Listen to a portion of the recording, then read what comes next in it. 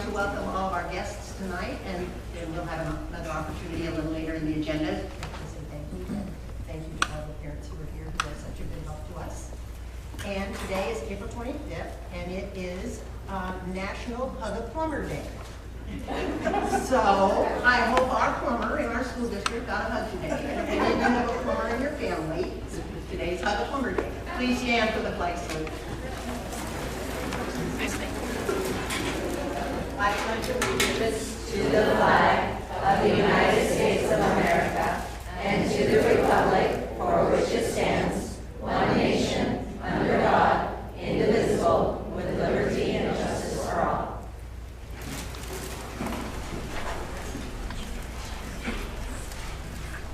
Item 1.3, board agenda approval. I would like a motion, but I would like to amend the agenda to eliminate closed session. We don't have anything for closed session tonight. So is there anything else about the agenda? I move to approve the agenda as presented with the exception of the closed session. Second. Okay, moved and seconded. All in favor say aye. Aye. Opposed? Motion carries. Next, we have the best part of tonight's agenda, and that is the recognition of our parent volunteers. And I would just like to say that I have been around this district for a very long time, kind of when dinosaurs roamed in. But we couldn't do what we do for the kids in this district without you, the parent volunteers that are just tireless in their efforts in the schools, day after day, year in and year out. I said to one of the principals and one of the moms tonight, the sad part of it is we get really good volunteers and then the kids grow up. And we lose those wonderful volunteers, but there's always another great group to come along and take their place. So, so just thank you. I just can't say thank you enough for all that you do for our students. Anybody else on the board want to make any comments before we recognize them? Okay, so here's how it's going to work.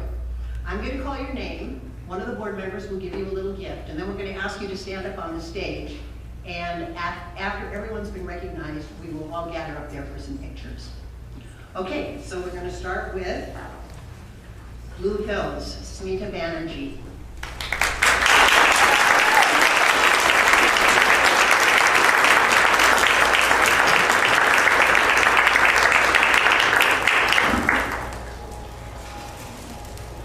Collins, Chandon Moyna.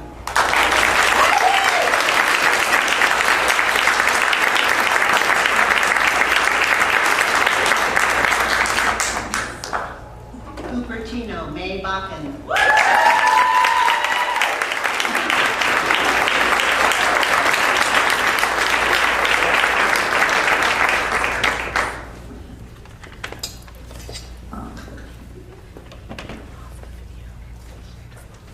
Sivarkas, Nell Gamba.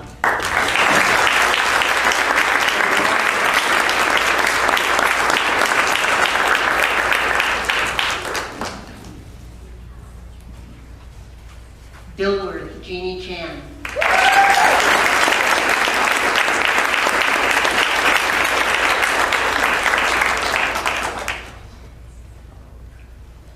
Eaton is recognizing their PTO Executive Board, and Chelsea Aiello is accepting the award.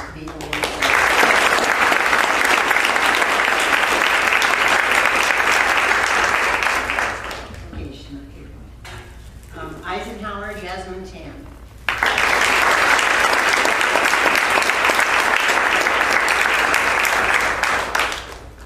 Faria Devendar Malareddy.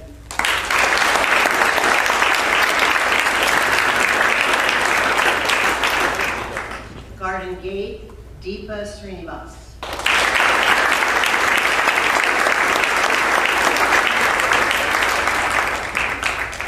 Hi. Oh.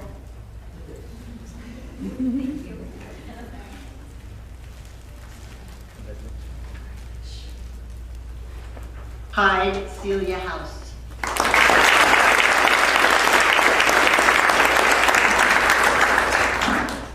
Kennedy, Ajit Dash.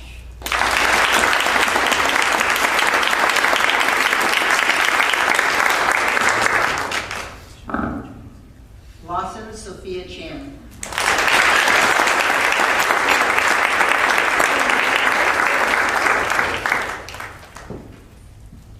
Lincoln, Rochelle Chu.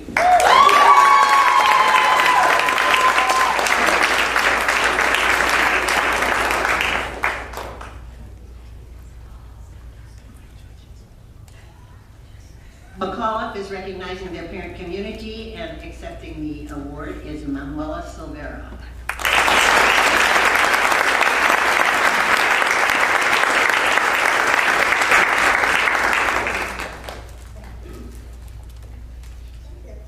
Meyerholtz Tara Dowdell, I think.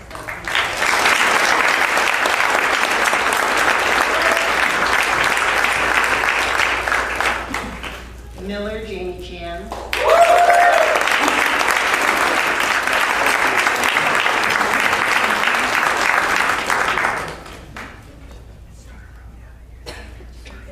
Montclair Fiona Moat.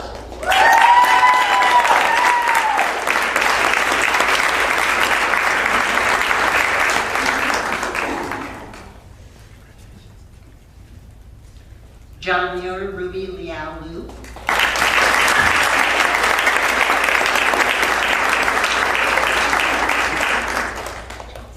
Murdoch Portal Yoon Jin Lee.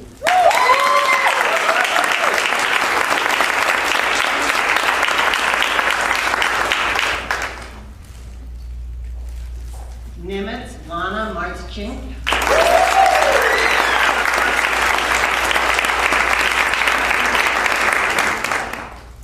Regnart Bernadette Carano.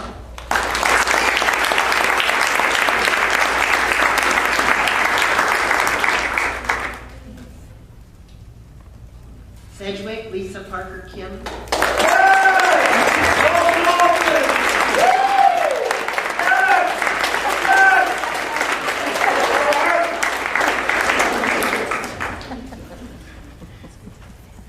Stevens Creek Heidi Johnson.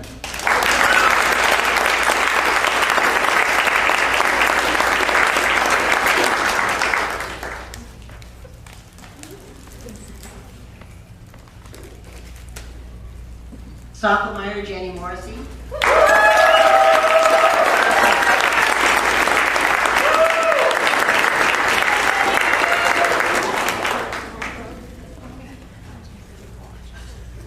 West Valley Libby Shen.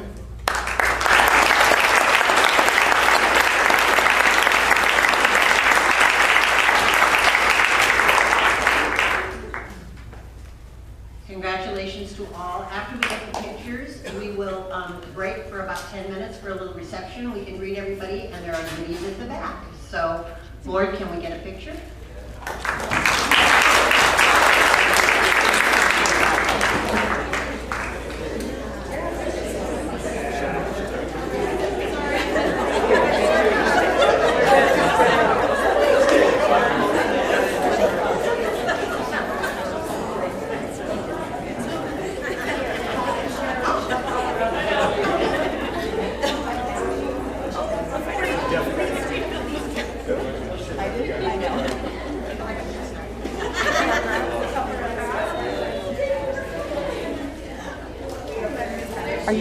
Are you one of our folks? No? No? Okay. Lisa!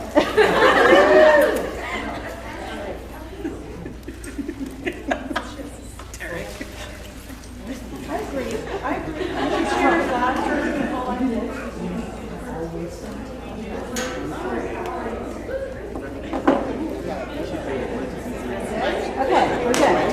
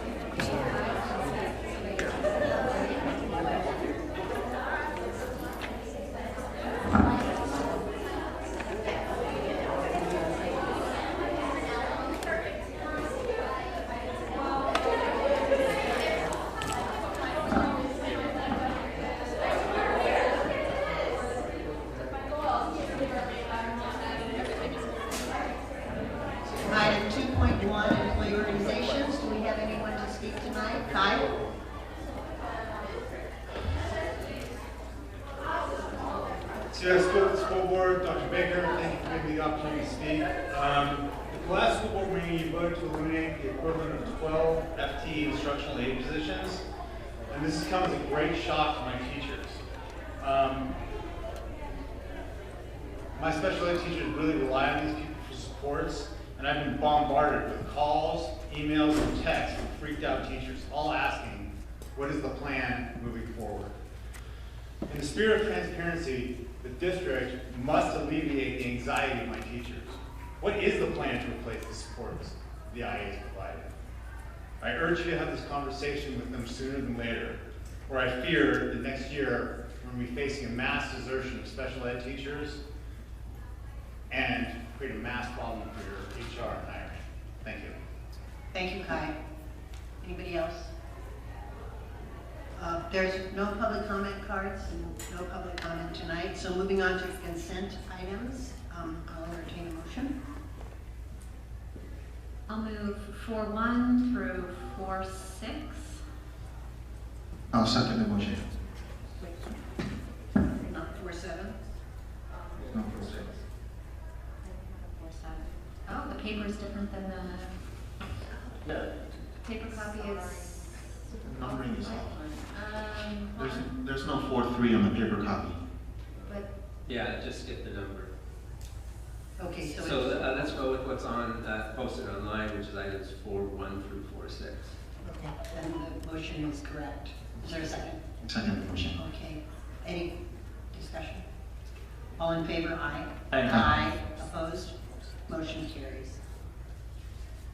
so then 4-7 will come back at another time. It's not important. There are still the same number. It skipped a number. It skipped 4-3. So it's, So it's, we- it's the exact same thing. It's just I this number. got it. Okay. Okay, on to 5.1, Next Generation Science Standards Update. Is that Marie? Yes. Okay. Right. Hello again. This time it's science, not math, so that's exciting. So I am, thank you. My purpose is to share with you information about our process right now that we're going through to be able to select NGSS aligned curriculum for kinder through 8th grade. And I also want to give you just a little update about the shifts that are taking place in the standards, which is what is driving the need to be able to get new curriculum. I know many of you are new, so you might not be quite as up to date on it, so hopefully we can just do a little bit of work around that. And then I just want to answer any questions that you might have regarding the process that we're going through. And just, I'm going to make a quick reminder to the board, this is not a discussion item, it's clarifying questions only, so. Yes. Okay, Would you like us to hold questions to the end? it's up to Marie. You can ask me questions, it's fine. Yeah. I won't be thrown off if you have questions, okay? All right. So, again, we're looking at the shifts in the science standards. We're going to be talking about that in just a sec.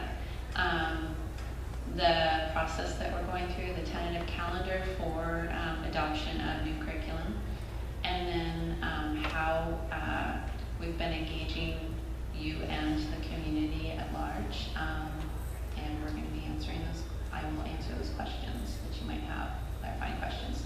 So just jumping into the NGSS. At the top, we can see in that red area, this kind of shows what we used to have with science standards. It was really geared towards students receiving information, memorizing it, giving it back on a test, and then there was a process of doing science, maybe very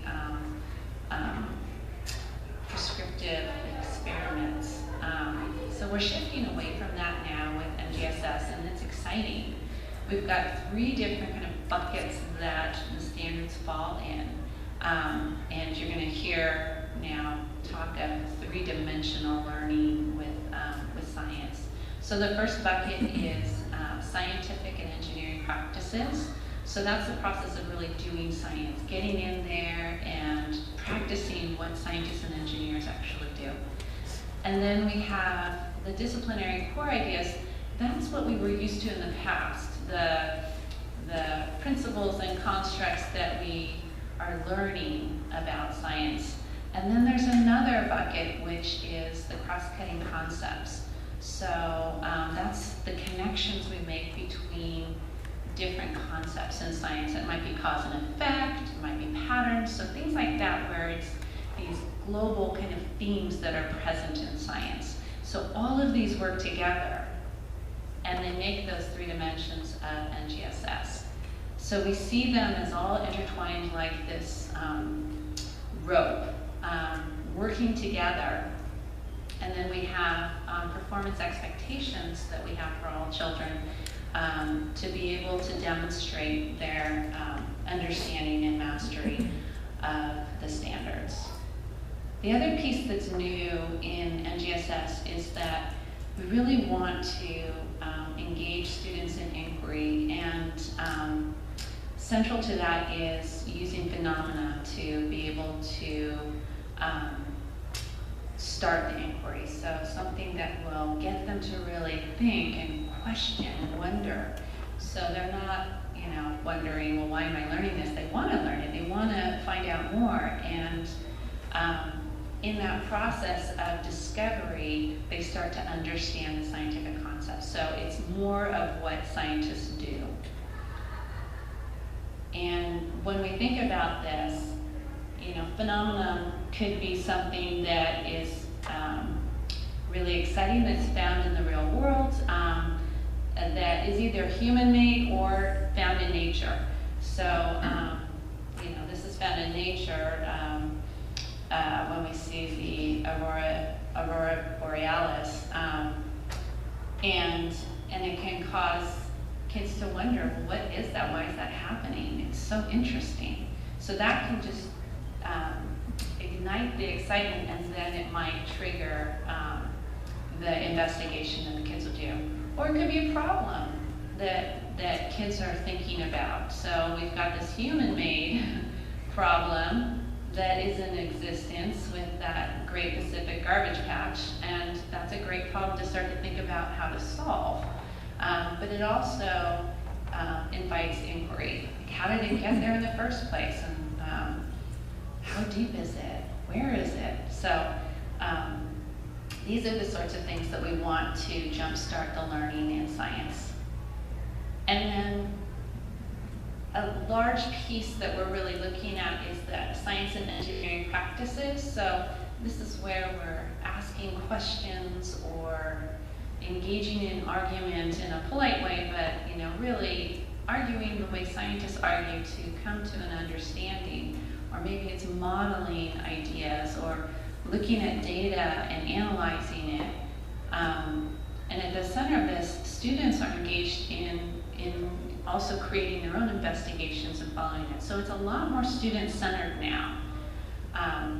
So that's also super exciting.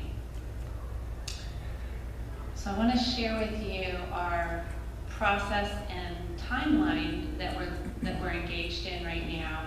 And it leads up to the point in time when we're going to actually make a recommendation for adoption. So back in November, the state shared a list of all of the curriculum that was approved that we could look at. We could look at others, but the suggestion was, these are approved, check them out. So in January, our county office hosted a an instructional materials fair, and the teachers that had agreed to be on this, they agreed to be on the science cadre or science lead team, went and looked at that curriculum.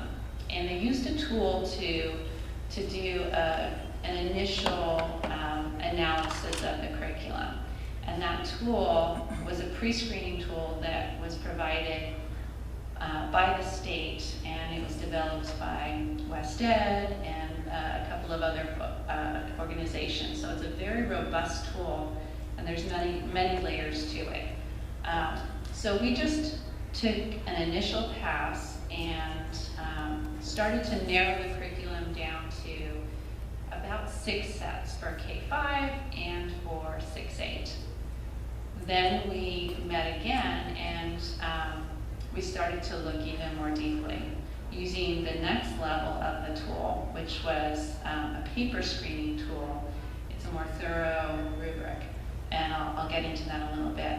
So we used that to start to narrow again, and we got down to 3 sets of curriculum for each.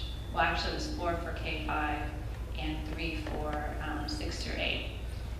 For 6 through 8, we also spent the learning day having all of the science teachers look at the 6 sets of curriculum so that they could really get eyes on it and give us feedback and share with us what their thoughts were about it. So that helped us to narrow down to the 3.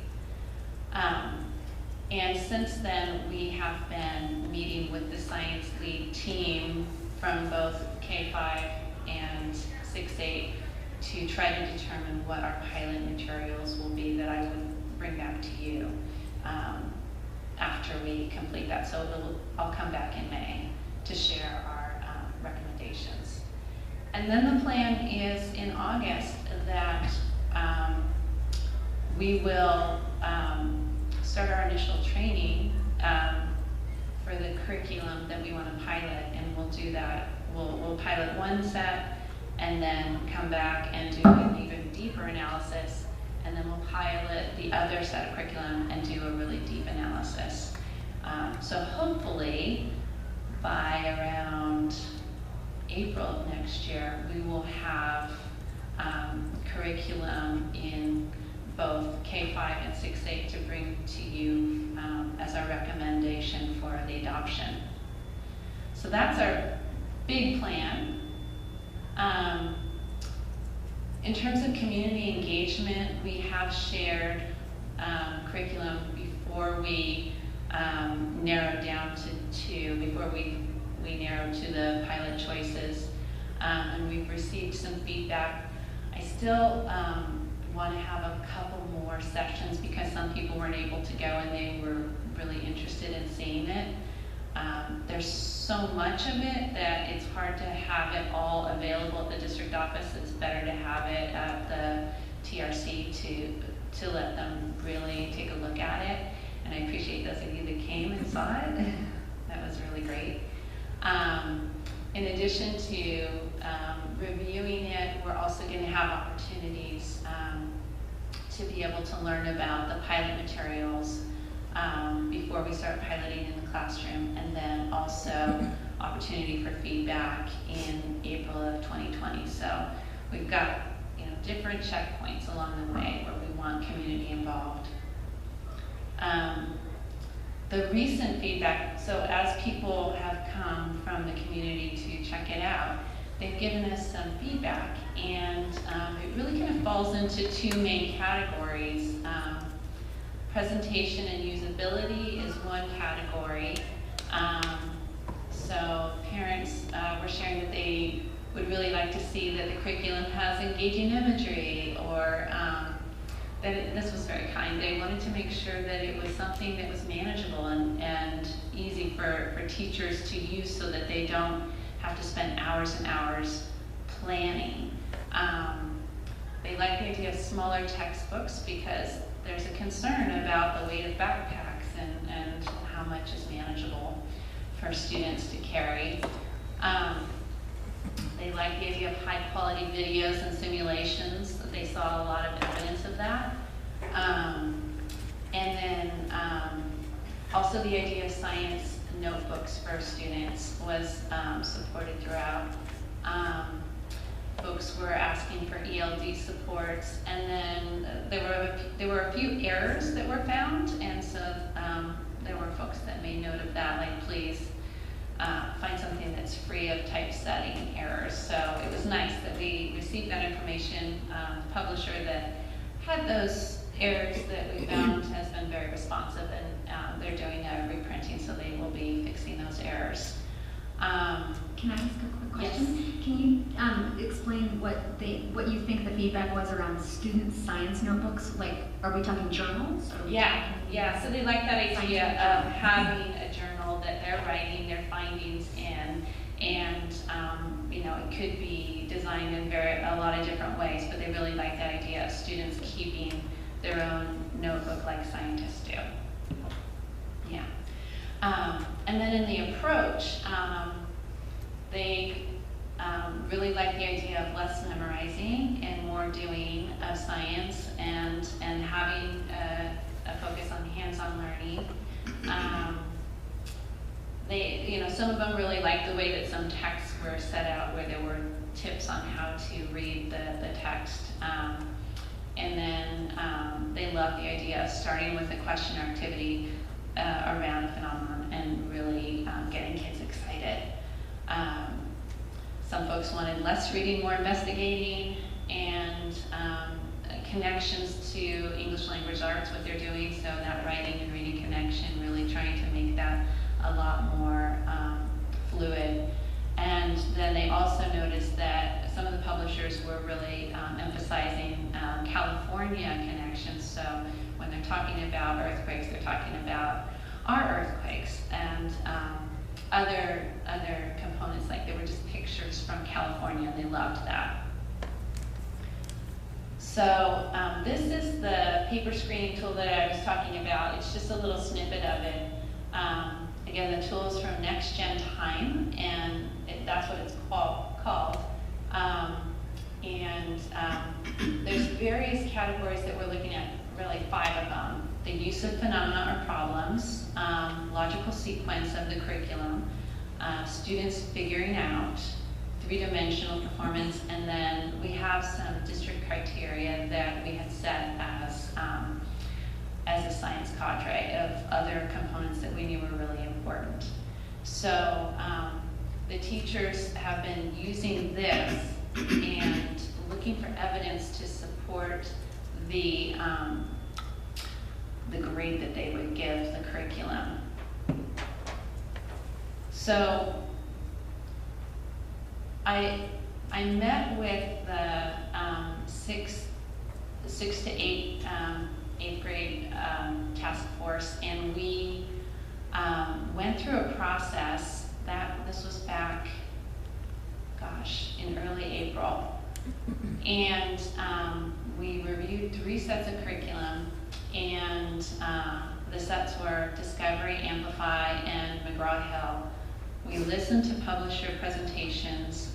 The teachers were scoring all the way along. They talked before, they looked at the curriculum, and then they listened to the publishers and went back and revised. And they really determined where they thought that the publishers fell. Unfortunately, the teachers didn't feel like they were fully calibrated, and so they weren't completely confident with their results. And I learned from that experience, so I changed what I did with the kindergarten through 5th grade team when I met with them the following week. So I'll talk to you about the changes that I made. In this particular case, what I did, because I ran out of time, was I had the teachers give their individual vote, and I didn't spend enough time on having them come to consensus on everything. And I realized that's not something I want to give short shrift to. So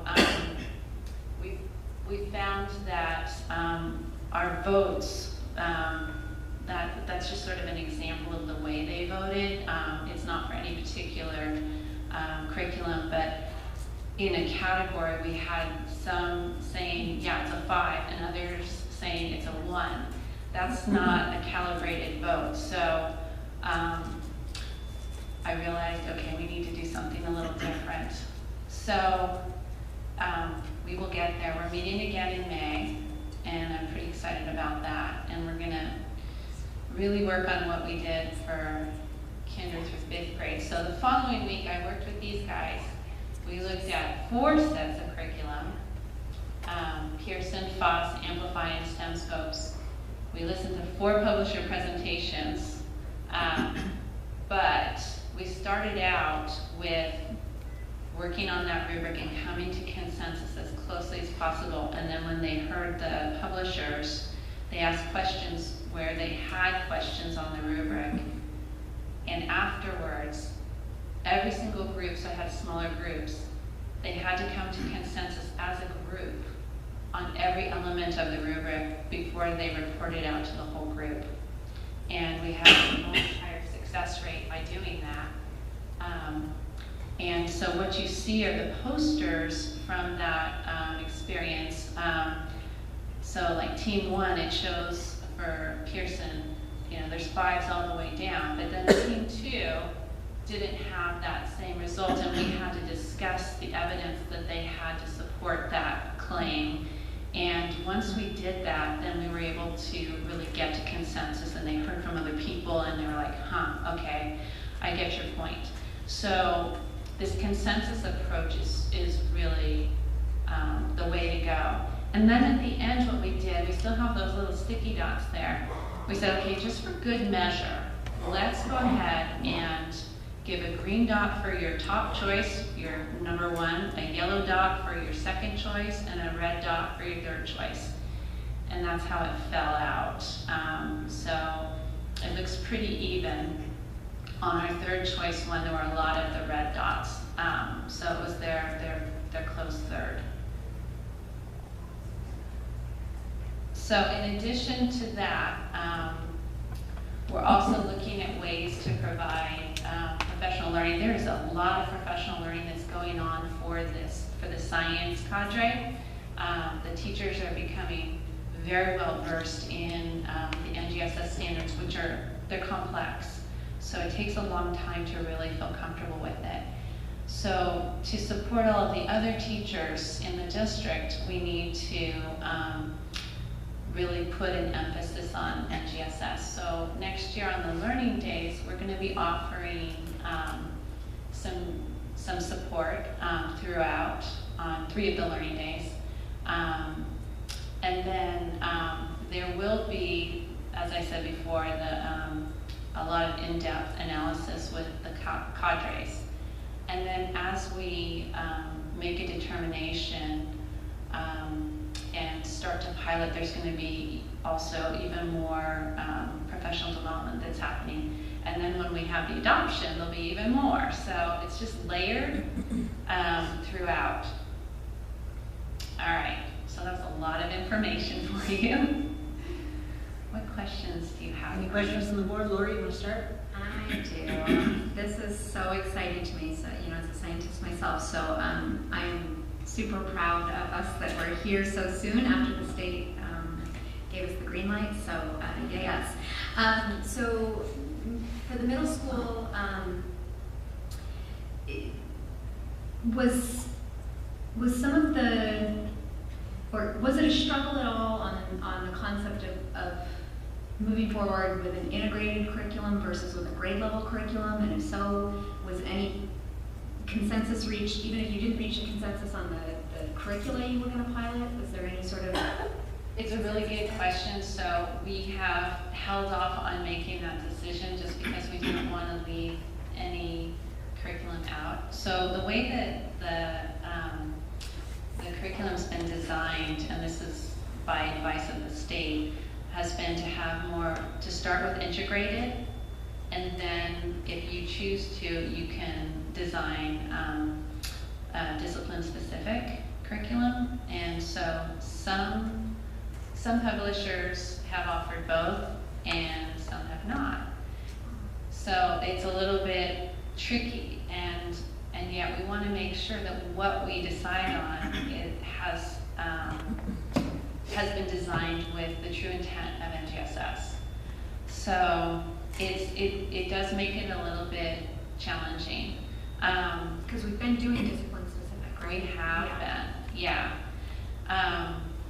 There's some that do both, and what's great about that is that if we chose to go with like a hybrid model of integrated, which the 6th through 8th grade science team developed last year.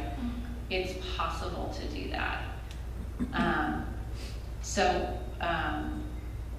We just have to look at how it's laid out. And there's some that have more components that can move around.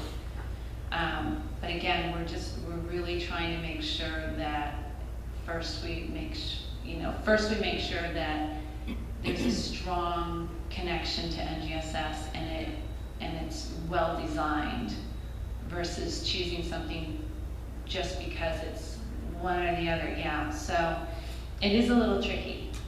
And I think that because we went with the individual votes for 6 through 8, some of that showed up instead of us looking more closely at, building consensus and really supporting our position with evidence. So I regret not having enough time to do that.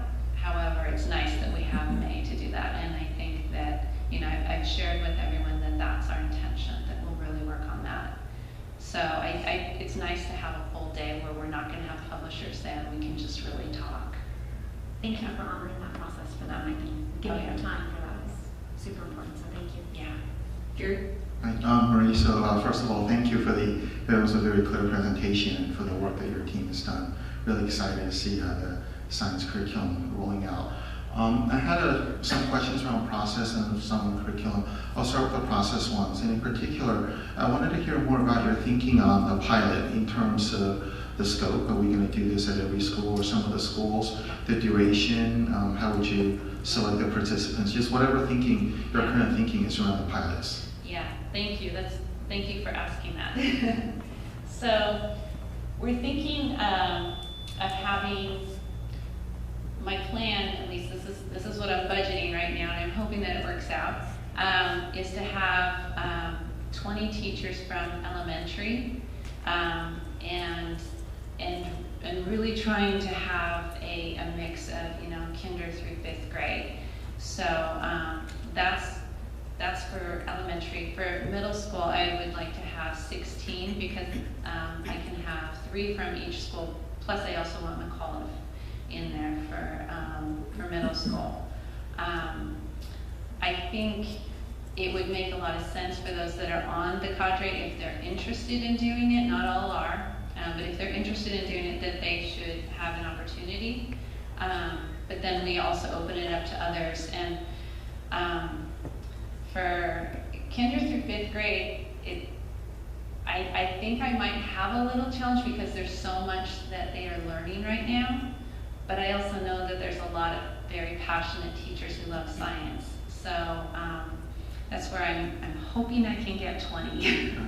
Okay, and then in terms of the duration, you talked about coming back to the board in April, so. Yeah. So I want to start out the year in August. It might be a little bit later for the K-5 because they're not quite ready for it yet. But I know the science teachers at middle school want to start with the curriculum pilot, and they would do 1 unit, and we're going to have to determine which unit and which curriculum we're going to start with. Then we'll come back together. We'll probably have about 2 months from the time that they're trained to the time we come back. That should give them plenty of time to complete that. Then we're going to use a deeper level of the screening tool that not only analyzes the paper copy, but how did the students, fare with this? What was your experience as the teacher delivering it? So there's just all these other layers that are going to fit in, and we're going to look at it very closely. And then we're going to have training for the second pilot, set of materials. They'll go ahead and teach that, and then come back and do the same thing. Then we'll come again together on a final day to analyze both and look at it and make our determination. So it's 5 days with the teachers where they're going to be either trained or evaluating. So it is a commitment, for sure. Yeah. But I think we'll get a good choice by the end. All right, great, thank you. Yeah. Satish, do you have a question? Yeah, I have a question. Thank you very much, first of all. And so from the community engagement and the task force perspective, any concerns they raised, or would you be able to share some concerns if at all you had? You know, one of the things that that is challenging with the curriculum that the community sees is they don't really have the online version, and I can't give them a teacher version. So I've talked to the publishers about trying to present, open up something, create something that will be reflective of this curriculum online, because I don't feel like they get the full picture of what the curriculum's like if they're only looking at the paper version. Some of the curriculum has been designed for online use first, and then they have developed the paper version. So that's a little challenging. And then with that challenge, some of the publishers have printed, a tome of all the stuff that's online, which isn't really the way it would be intended to be used, but it creates a confusing message. So that has been a bit of a struggle. I'm trying to think what else has been a concern. I feel like they were so good at looking at it thoroughly. It was helpful. Mostly they were excited about the direction of NGSS. That's what I heard from a lot of people. Yeah. So in general, it's quite positive overall. It has been, yeah. And they're just so grateful to be able to look at what we're thinking about and to have the opportunity to talk with each other too. What I've noticed is that there's first this really big intensive look at the curriculum, and then people start to drop off and just start talking with each other, and it turns into a really nice event where they're just talking about their hopes and dreams for their children. Yeah. Sylvia, did you have a question? Yeah, I also want to say thank you, because having gone to one of those meetings, it was really great to see the commitment to the parents that were there. There were so many parents that came and that were so excited about science, and it's great to see that we're so committed to having parent feedback and parent comment come in. So I really appreciate you going through the process of first the teachers narrowing it down, and then showing the parents here's the choices that we're looking at.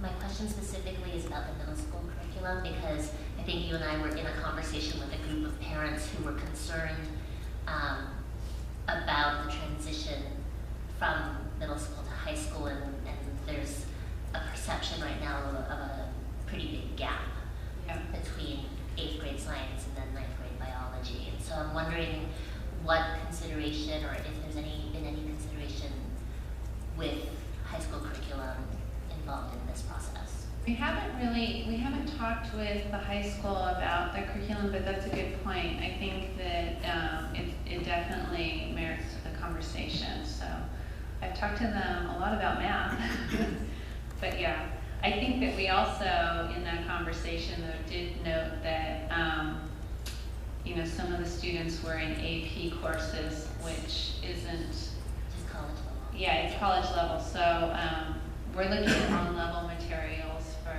6th through 8th grade, and I know that students they don't go straight into an AP course, but a lot of them by sophomore year are starting to consider AP courses, and it is quite rigorous. So it was nice that you were actually explaining that to them and helping them understand the difference between on-level and AP courses. So I appreciated that. Yeah. But I think it would be good to get some calibration from those 9th grade, because biology we do know is at 9th grade level. Yeah, it is. So that'd be interesting to get some feedback. Yeah, that's great. Thank you. Any other questions, Lori? I do. So I'm going to follow up with Sylvia's, but then I have one other one. Do we know what kind of timeline the high school district is on for any sort of adoption they might be doing? Don't know. Yeah. Okay, great. And then, so much integrated versus grade level for middle schools. There was a slide in here that's where we're showing the K-5 task force and Pearson versus STEM scopes. And on your little piggy dots, our favorite red, green, yellow dots, they're pretty evenly split between a first choice and a second choice. Yeah. There's 11 of them and 6 of them, 5 is on the other. So do you have any insights as to, like, were there any trends in who was picking one versus the other? Was it grade level groupings? Was it? They all came up in a big swarm. Okay. Yeah, it was the end of the day. Okay. Right before their spring break. Got it. I was quite impressed with them. That's quite a commitment, yes. Stay Stick it out. focused. They were incredible, really, truly incredible. Yeah, I loved working with them. With all of the science teachers, they're really committed and passionate. Because much like what Sylvia was saying, as we were there at the curriculum viewing, I was noticing that some of the conversations I was overhearing, and even some of the conversations I was in, some of the parents that had younger children were really drawn to the curricula that in the text had, really rich pictures built in there versus some of the, parents who had the older students maybe were, spending more time at other tables. So did you see that at all in terms of with the teachers? Was there more interest in the younger grades versus older grades with different? They're not so as excited about the colored pictures as they are about the hands-on materials. Mm-hmm. They really want to make sure that there's opportunities for kids to interact with lots of things and get their hands dirty. And that's across. That's across the board. Yeah, they're very committed to that. Yeah. Any other questions, Jerry? Yes, so as long as we're on this slide, so it looks like for K to 5, FOSS was looked at, but didn't make the cut, and I guess 6 to 8, whatever you end up with, it'll probably be different than what we have now. I was just wondering, any, I guess, insights or observations picked up from the cadre, I guess the differences between the two that we're going to be piloting and what end up with versus what we have now, FOSS or CPO science or whatever. I'm just kind of curious, given that we're making that switch, were there any sort of things that stood out that sort of encouraged the cadre to look at these other new publishers? There were lots of comments. So to start with, for K-5, FOSS has been an amazing curriculum for us to use for quite some time. The disappointment that the teachers had was that it didn't seem like it was changed enough to really meet the intent of NGSS. It was fantastic. It is fantastic for what it was designed to do. But they found that some of the issues that they had with like the online version weren't resolved, and then parts were just moved to different grade levels, but it was the same experience. So, and then there was extra things just kind of thrown in, so they didn't feel like there was enough continuity. And they were really sad about this. We actually had to take a moment of silence.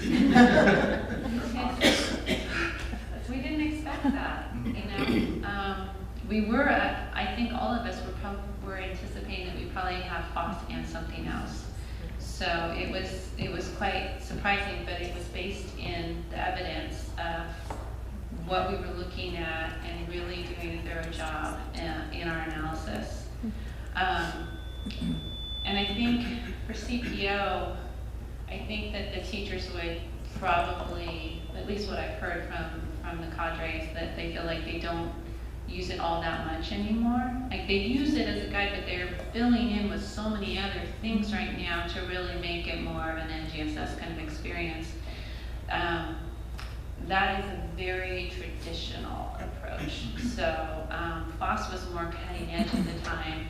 I think CPO was sort of that traditional, lecture style. You get the information, maybe you do an experiment, and then you try to remember it all for the test. I think they're really happy to look at other possibilities. Yeah.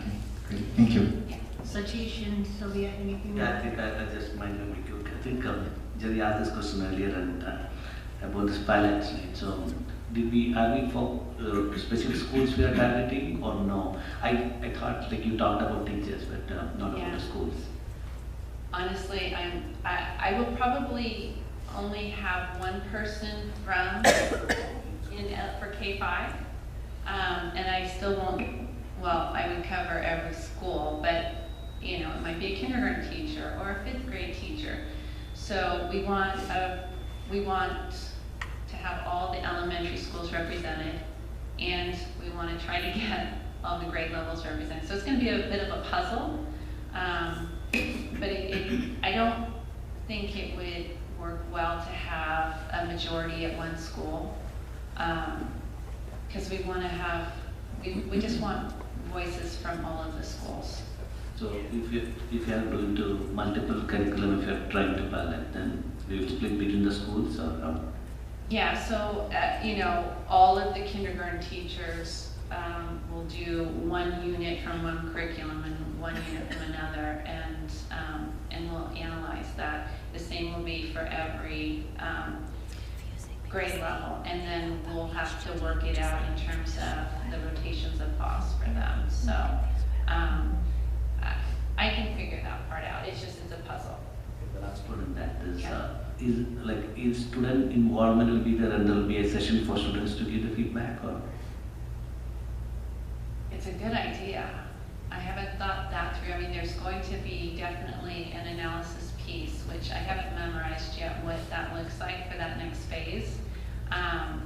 But there's definitely a component where we're analyzing how students did. So it's a good idea to ask them questions and see what they thought. Yeah, I like the idea.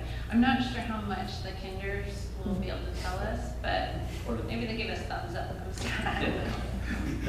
Yeah. Some of them are very verbose, so yeah.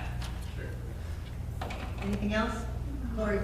So I got to go to Hyde's family math night, I think like a week right before break, and it was hands-on, and the people who were there were really engaged, and I'm wondering if there's any opportunity. I think the concept of the core content and the practices and then the cross-cutting is going to be new to a lot of people, and I'm wondering if there's an opportunity there for our info sessions to maybe have a side feature of Family Science Night kind of vibe to it. If there's a way to kind of incorporate both, and It's interesting. So as we get closer, we've got the pilot to experience it in the fall, so the parents maybe get a taste of what, because I think the shift is going to be big for parents. Over time, they're going to be like, wait, that's not the way I learned science, right? The same way that we had that with math or with anything else. So I'm wondering if there's a way we can make that shift to the practices, the content, the cross-cutting, have a, kind of the way you're talking about having the publishers have something interactive available. I'm sure they would love it. Maybe we can get them to come do it for us. They would probably they'd be so excited to do that. Yeah. Cool. Yeah. Okay. And funded too. Yeah. Anything else? Okay, well, it's always good to go last because they got asked all my questions. So I'm good. Thank you, Maria. Great presentation. Really appreciate the information. Thank you. So the next item is Safe Routes to School Partnerships. Leslie? Hi there, let me get my computer set up and introduce our guests. 1 second. Yeah, this is also an informational, so clarifying questions, no discussion.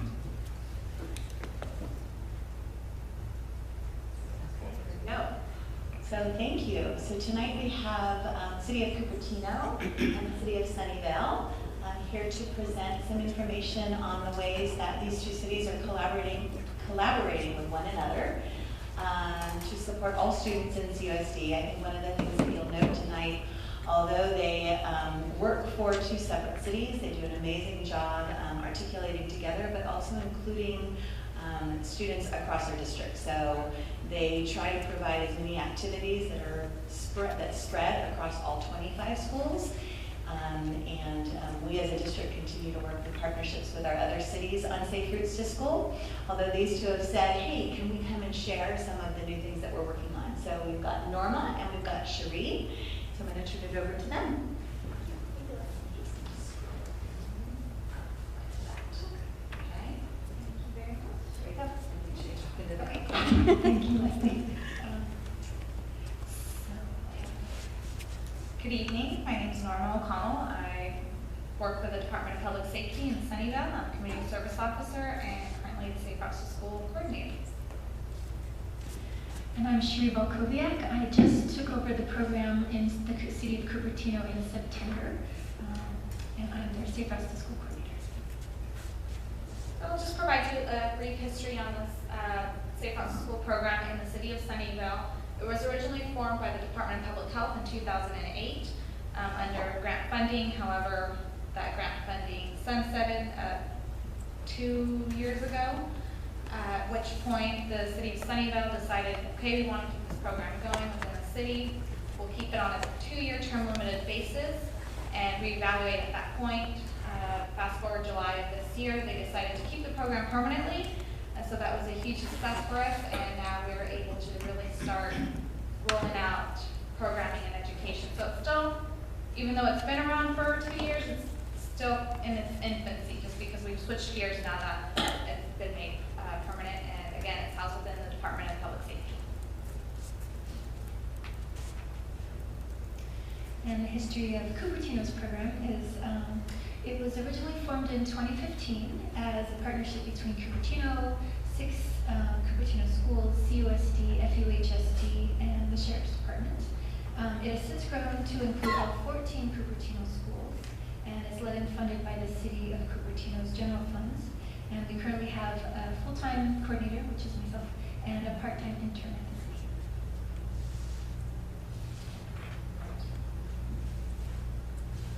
So Cherie and I are very fortunate that we work really well together, and we collaborate to improve the routes of students traveling to and from school, students that live in Cupertino go to school in Sunnyvale schools and vice versa. So we share space and we share resources.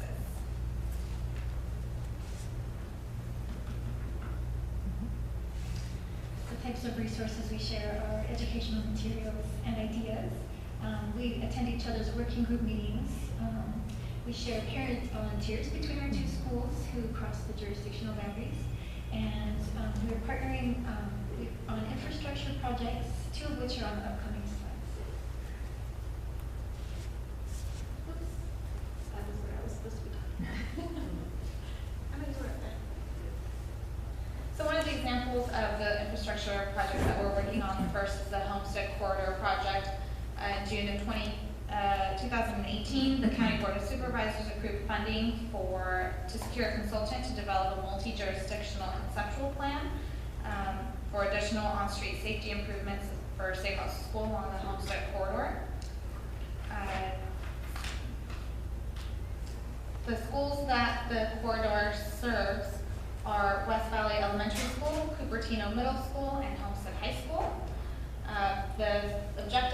The study objective is to identify near-term pedestrian and bicycle improvements along the corridor that runs from Grant Road to North Stelling Road and a portion of Bernardo Avenue in front of Cupertino Middle School.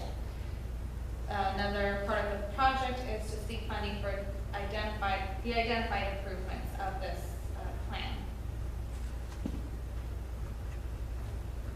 This is just a diagram of the study area that they're doing from, like I said, Stelling to Grant, and just a small portion of Bernardo there, feeding into Cupertino Middle School.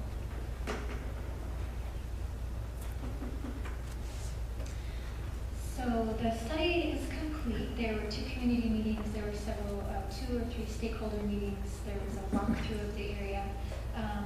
And this website that's printed up here is where you can go to find the conceptual plans. And they're currently working on finalizing the plans, and that will be published by the end of the week. And the consultant is currently also about to identify funding sources for the projects. Another project that we're collaborating on is the VERBS grant, the Vehicle Emissions Reduction by Schools. It's a partnership between Fremont Unified High School District, City of Sunnyvale, and City of Cupertino. The grant is to improve safety condition, again, for walkers, cyclists, and drivers right in front of Homestead High School, primarily in the areas of Mary Avenue at Homestead and Kennewick at Homestead as well. So this is an example of the preliminary design that the consultants have drafted for this FERB's grant project. I know it's a little challenging to read, but just kind of give you a brief understanding of what we're showing here. Homestead and Mackenzie, they're thinking, again, this is still preliminary, it hasn't been finalized just yet. Homestead and Mackenzie, they'll be upgrading the curb ramps, installing crosswalks, putting in green pavement markings, and green lines of conflict zones on the south curb of Homestead west of Mary. Extending bulb outs at south curb of Mary and Homestead to shorten the crosswalk and sharpen the corner for vehicle traffic so that they don't approach it at a fast rate of speed. The review deadline will be this summer. The design should be done at approximately October 2019 is what they're shooting for. Again, these are approximate dates. Construction is currently set to start about April of 2020, and to be completed, the goal is by December of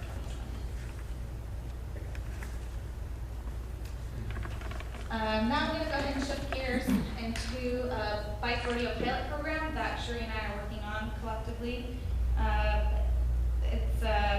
So first I'm going to start by giving you a little bit of an understanding of what a bike rodeo is, just in case.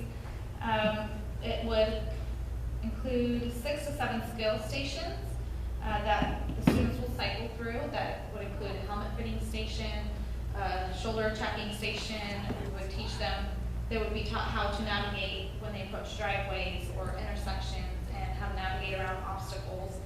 And it typically requires approximately 20 volunteers, and that's something that we are working with the Rotary Club to provide the volunteers.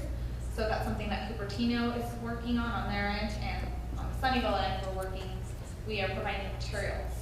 And this would be a curricula that it's still very much in its infancy stages, this pilot program, but we're thinking it's something that would be consistent across the city boundaries. So it would be the same kind of rodeo that you would see in Sunnyvale, and we would be sharing the resources for that. And we hope to implement it at 1 to 2 schools as a pilot, ideally 3rd or 4th grade, and during school hours if possible, and it would be approximately 1 hour long.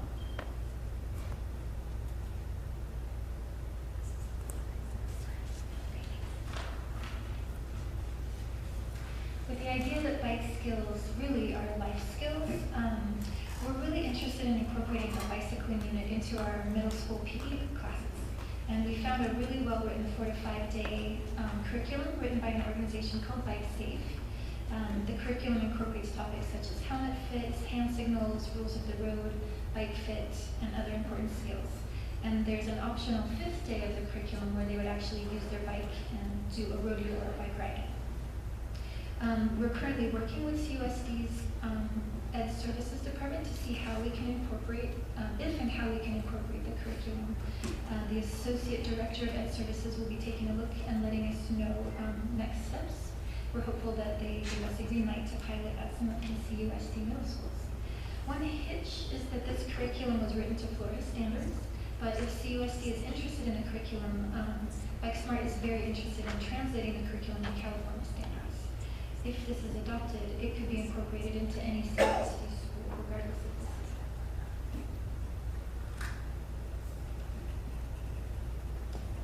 And the last educational component we're collaborating on is a middle school bike skills series of 1-day bike workshops. And so the reason we're targeting middle school is that it tends to be a really important age for kids to learn to ride on the road safely. First, their middle school tends to be farther away than their neighborhood elementary school. So if they're going to get to school without a car, they're more likely to bike than to walk. This is also a time when they're spreading their wings of independence, so they're less likely to want to follow behind mom and dad.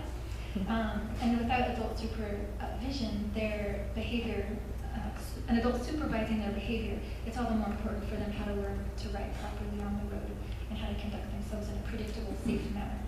Finally, they're getting close to the age where they can no longer ride on the sidewalk legally, at least in Cupertino, when they can only ride on the sidewalk through age 13. So if they're going to ride, they need to learn how to ride on the road safely. So these workshops will be open for anyone to sign up for. The series of middle school bike skills will be offered during the summer at the Cupertino Senior Center, and Leslie's actually going to be sending a flyer about these workshops to the whole district on May 6th. Thank you, Leslie.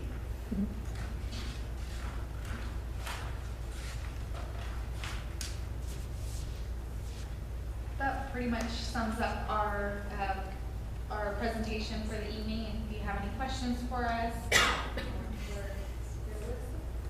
It's always nice to have updates from you both about what's going on in our city, so thank you very much. Board, we have one public comment, but we'll take board questions first, and then we'll hear the public comment. So we'll start at the other end this time. Sylvia, do you I have make any? one quick comment before we get into the question. I do want to note that this is a little different of a presentation in that that's usually our staff are doing presentations, right? So these are guests. I just want to remind you of that, who asked to present something. If there are items on here that you want us to talk about and to bring, we can do that. We can bring that up at agenda setting. I just want to make sure that these truly are just trying to understand what the city is proposing and working on, and not go too deep into the presentation, because they are our guests in that way. So if I'm understanding you right, do we have you to ask clarifying questions of as well during this, or do you want us to save that for agenda setting because it has to come back? Yeah, I feel like if you're feeling as though we should be discussing this at some time, then staff can put together a presentation as well as provide opportunity for that. It's just a little bit different because this was theirs. They requested to share something from the city, right? It's not from us as an item, because we have not been taking up these issues as a board yet, right? They aren't really our items. This is their presentation to us.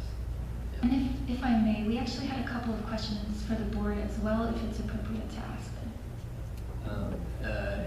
It depends. It is not if it requires discussion, that's going to be a problem. But if it's just putting out rhetorical or just an idea, that would be fine. But because it's not agendized as a discussion item, we can't really have a back and forth per se. Okay, so questions? Sylvia, do you have any questions? Sure. So first of all, thank you for the presentation. When I looked at the slides, when I got them over the weekend, I was actually really excited about this, especially about some of the middle school curriculum ideas. And so it's really great. And thank you for the work that you've been doing towards pedestrian safety and bike safety and car safety. I did just have one question about, so obviously it seems like Cupertino and Sunnyvale are working really well together. Just curious about relationships with the other cities. Do you work with the other cities in our district? At one point, we were working with Los Altos, but the person we were working with has left.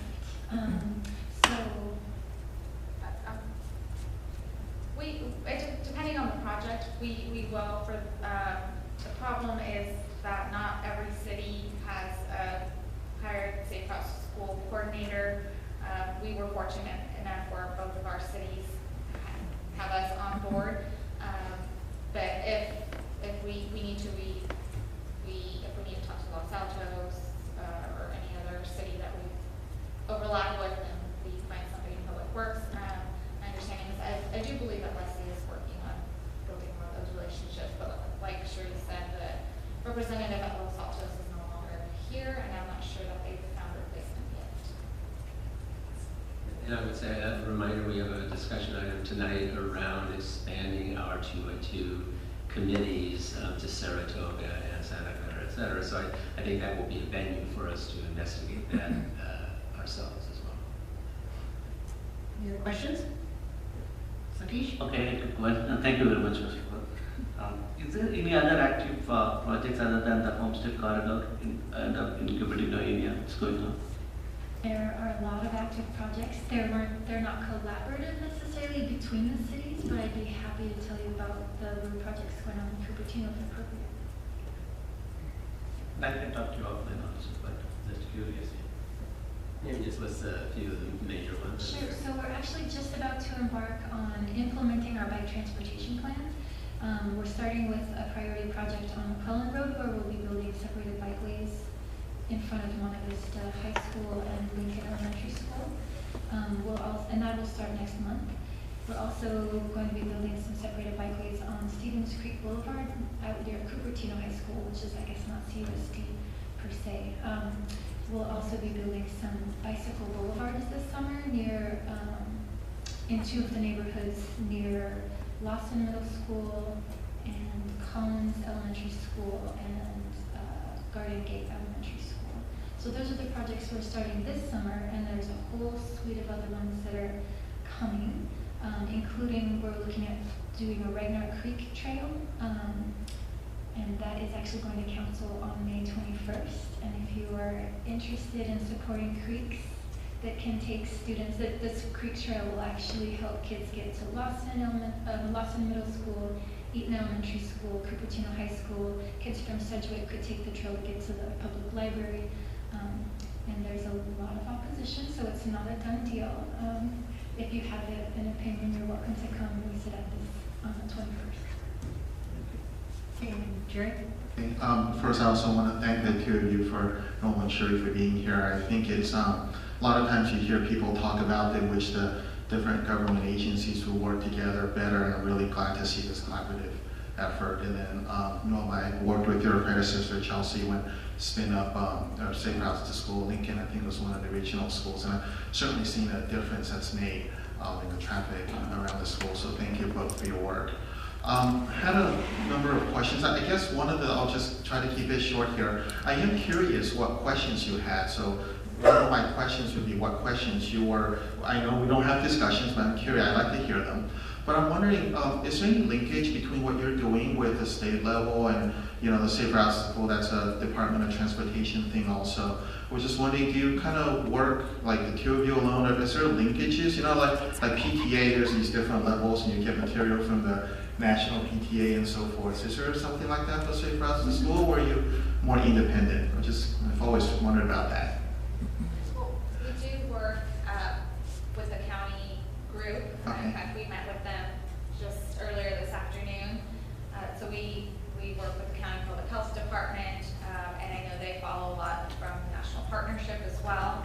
So we certainly take a lot from, I'm not sure if I answered your question. Oh no, I think it does. From a national and a county level. Right. And there is actually a Safe Routes to School National Conference in November that I believe we're both planning to go to. So Excellent. That's we're working on multiple levels. all right. And I would love to hear your questions. We won't answer them, but I'd like to see what they are. Well, we wanted to ask what your thoughts were on in-school bicycle and pedestrian curriculum in rodeos, and if it's something that the board would, and if it's something that we could perhaps incorporate into PE curriculum, and if there's anything that the board would like to see from us. That was our second question. Thank you. Anything else? Or do. Of course they do. It's Safe Routes. Come on. So you mentioned that when you were giving us the great update on Hempstead Corridor, that the report is due to be finished tomorrow, by end of the week, so tomorrow. So the project website hasn't been updated since the end of February, so you're expecting that the public will be able to find that report hopefully on that website? That is my hope. Yes, it should be updated. I don't know if it will necessarily be updated tomorrow, but I'm assuming that if they're releasing the study results tomorrow, they'll probably send it to the stakeholder agencies, and I imagine they will publish it within a week or so, but I'm not entirely sure What their timeline is. Okay, fair enough, county timeline. So then the follow-on to that was, you said that the next piece that the consultant would be working on would be the funding. So do you two have an idea yet at all if there are things a school board, our role could possibly be as advocates, and do you have any thoughts or discussions that you've all had about things that we might be able to do as far as in that advocacy capacity to help with partnering with you to make a case for funding to grants and agencies, and or will you keep us in the loop on that, please? Certainly keep you in the loop. That's something we haven't quite discussed yet. Just, taking it step by step. We wanted to get this first and then move on to the funding sources. That's nothing that we haven't quite gotten there just yet. Yeah, I mean, I'm certainly interested. I can't speak for my full board. It would have to come back and everybody would have to give you, we'd have to agendize it in a different way, but I know I personally would be interested in knowing, as a board member who advocates for our students, what I could do to help advocate for safety. With that, That's something that we could pass along to Liz. That's what I was going to say, that's more of a staff thing. yeah, great, okay. I'm trying, that's why I asked, should I address to you, should I address to them? I'm trying. Okay, with verbs, I think you mentioned there was an opportunity for input. Did you say this summer? Did I miss something there? In their timeline?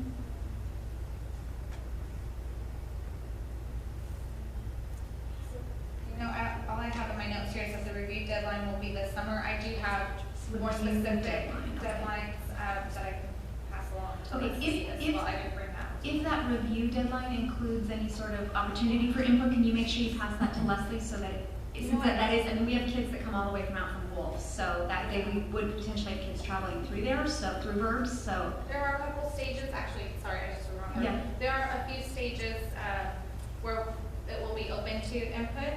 I believe is at the 35% mark, 75% mark, and so we are coordinating with the schools to get the input. Okay, so just make sure Leslie gets any of that so that we can communicate to our families who, that in our attendance captures that would potentially travel through verbs would be great. Absolutely. And then, I guess that one I have to save for our conversation later. And then, Sheree, you mentioned that there's a 13-year-old limit for sidewalks in Cupertino. So I guess my question for Cupertino would be, do you have any data around if we have hot spots where enforcement has happened, where maybe we need to put in a request for a walk audit or something to understand what's happening for kids in our attendance areas there? I mean, 13 is that tail end of our middle school kind of years, but if we've got hot spots around our middle schools where enforcement's happening, maybe we need to look at that. Not sure I entirely understand your question. Walk audits were done at all of our schools in 2016, 2017. And periodically we do get requests from residents kind of detailing some behaviors that they're seeing, and so they ask us to come out and take a look, and we do when they request that. So I guess where I'm going with this is if we have areas around our schools that are receiving more enforcement for kids who are riding on sidewalks, that might mean that the kids feel like there's not another option. And so then maybe that's an area for us to identify that we want to have a little bit more of a look at. Are you concerned about the police telling kids not to ride on the sidewalk if they're too old? Is that? Well, I'm concerned that if the kids feel the need to ride on the sidewalk, there might be a infrastructure reason there why, or kids not understanding signage or something like that, that might be something that we might be able to, put in a request with a 2x2 with the city or something like that. So I guess my curiosity would be maybe is there data around, maybe I should say it this way, if there's data around any of our schools that where that behavior is happening often, it would be great to have that communicated so that we could talk about if there's any role that we play in that. And if the answer is no, then it's no, but as far as I know, I don't think we have that data. If we did, it would probably, if that data existed, it would probably be the sheriff department that holds that data. and then, so Sunnyvale does not have a rule like that, or has a similar rule, or? So I believe it does state the same, is that it's up to 13 years old unless they feel unsafe. So if they are riding in the street and they do not feel safe, regardless of age, they can ride on the sidewalk. We do have a diversion program where if children are cited for not wearing helmets, crossing where they shouldn't, then we have all that data and statistics as far as where these are happening. And we ask them to, if they come to a class, the police department with their parent, where we do an educational component about how walking and biking safely, then that citation gets thrown away. It doesn't go to the court level. So I believe the sheriff's department may have something similar, and that's maybe where we can find data for Tino as well. Did I answer your question? I think you did, yes. Thank you both so much for your time. Anything else? Okay, well, thank you. We have one public comment that we'll hear. Stephanie Singer.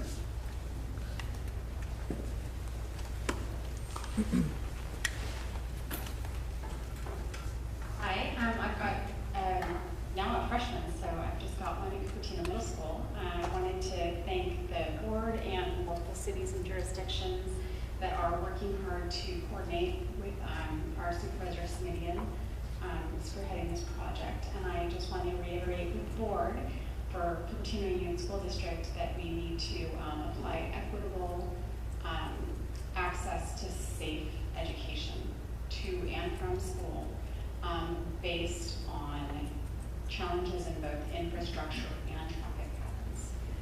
And I urge our school board to continue to request and re-request, if already performed incorrectly, the necessary studies for places where parents and students have identified traffic pattern or infrastructure challenges that would be alleviated or remediated by crossing guards for safety in places where infrastructure is, in the long run, potentially being improved, but not currently.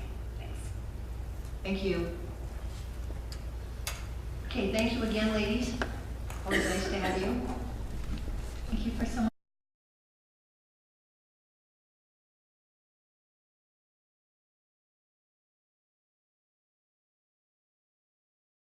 All right, the next 3 items are discussion items. And the first one is schedules and costs associated with board advances, professional development, and other activities, right? And I think I had a chance to speak with each of you a little bit about this. It'll be a pretty broad, open conversation, and I'm not imagining it'll take a long time. I think when we were looking at the budget, to think about how do we think about the budget for ourselves for next year in terms of professional development, and for this year, what we have been spending, just trying to figure out how we plan. And we have not had a chance to discuss that really. So, I just wanted to put out, on the table, there were questions about calendar, I believe, and mostly around some professional development. And we said we would talk a little bit about what about the,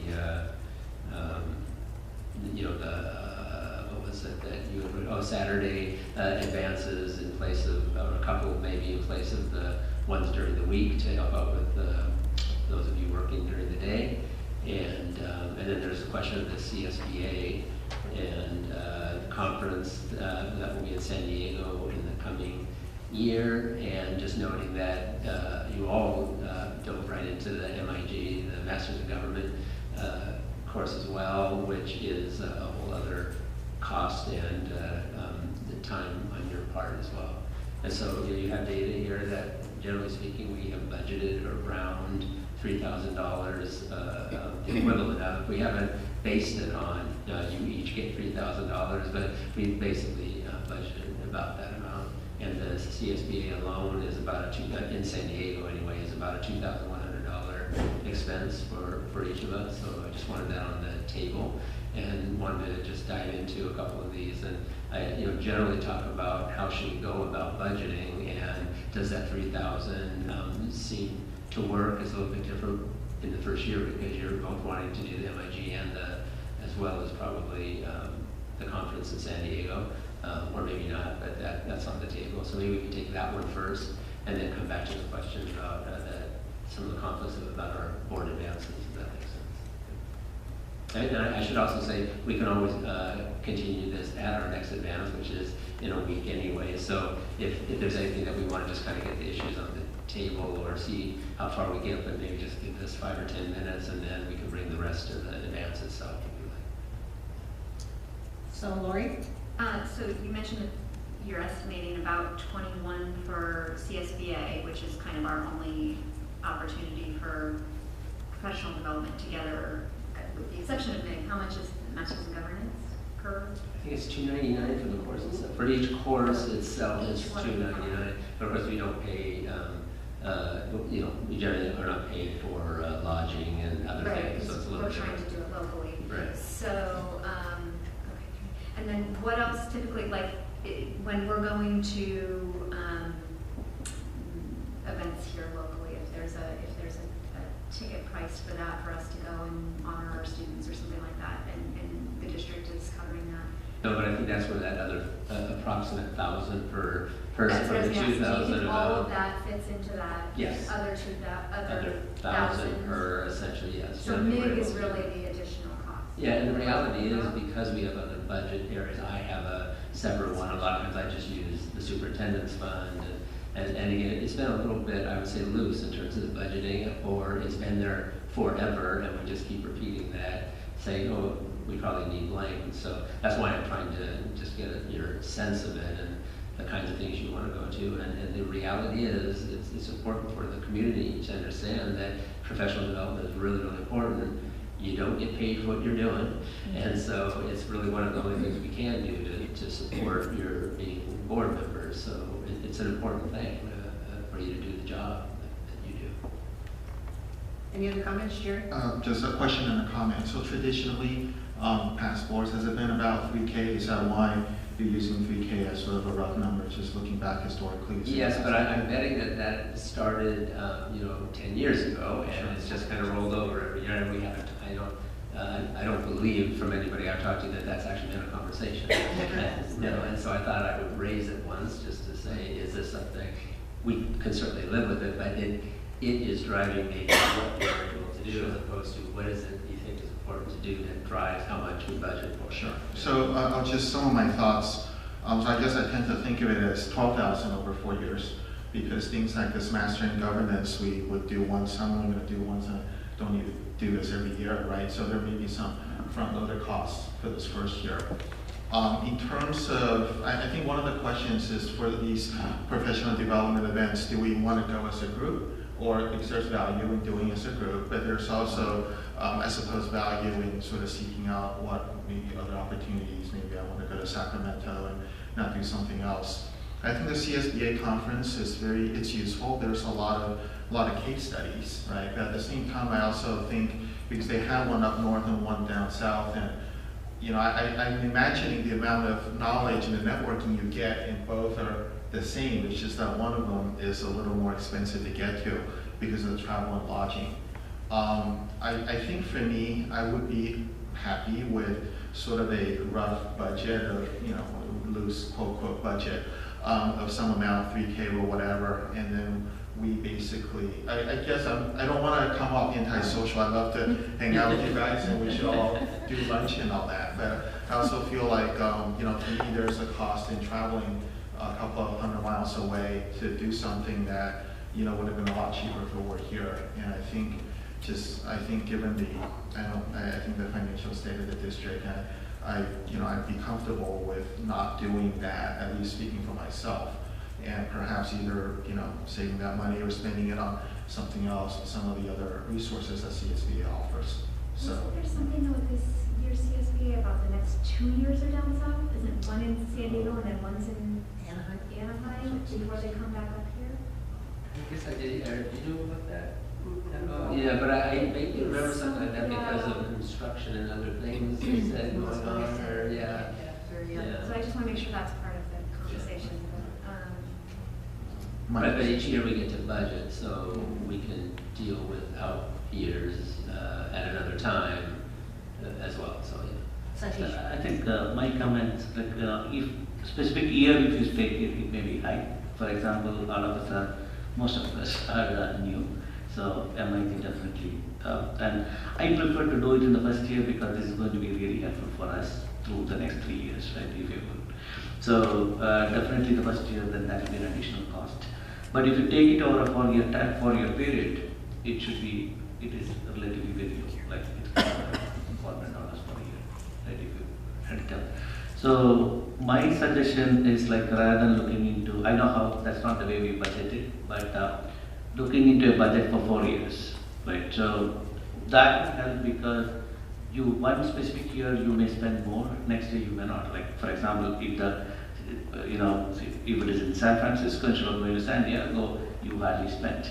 So that year you may not, and next year none of us probably will be going for an MIT, for example, right? So overall, for a 4-year period, this is a total, and if you divided it per year, right, it may be much more within the limit.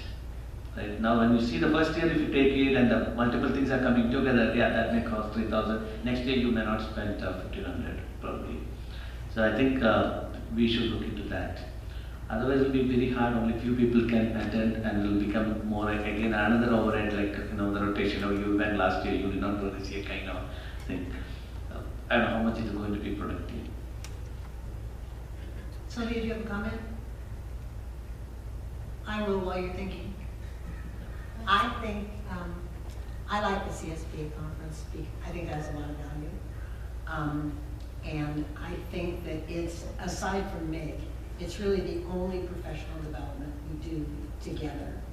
I think the sessions are worthwhile. I also think there's a lot of value in, we have opportunities locally to network with our county, other boards in our county to find out what's going on in their schools and districts and how they do things. But we don't have opportunities statewide, and I think that's something that CSBA does for us. So I'm really interested, Satish, in your suggestion about looking at a 4-year rather than looking at a 1 year, because this is an anomaly that all 5 of us are going to make this year, and it won't happen again. So anyway, I guess my bias would be that we would do CSBA, or at least, I don't know, I think there's value in all of us going, but if you don't think there's value, then it doesn't make sense for you to go. So, yeah, so I'm kind of a little bit on the fence with that. Sylvia. I think I lean towards Jerry's thinking in terms of if it is every other year, north and south, then with the district's current financial, I don't know that I feel that comfortable, traveling down there when we could just do it locally. But if it's true that it's not going to be up here for a couple of years, then I think that would change, I think, how I would feel about it.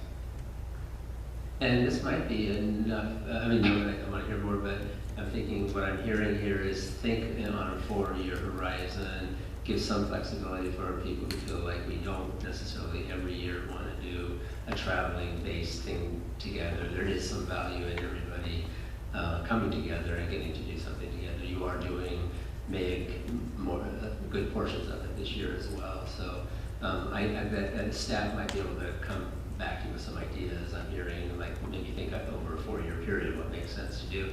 That allows us to look into, is Anaheim really happening or not, and then we'll give that consideration. And in the meantime, we'll make sure there's enough budget in the coming year to handle anything that we know people would want to do. So, okay.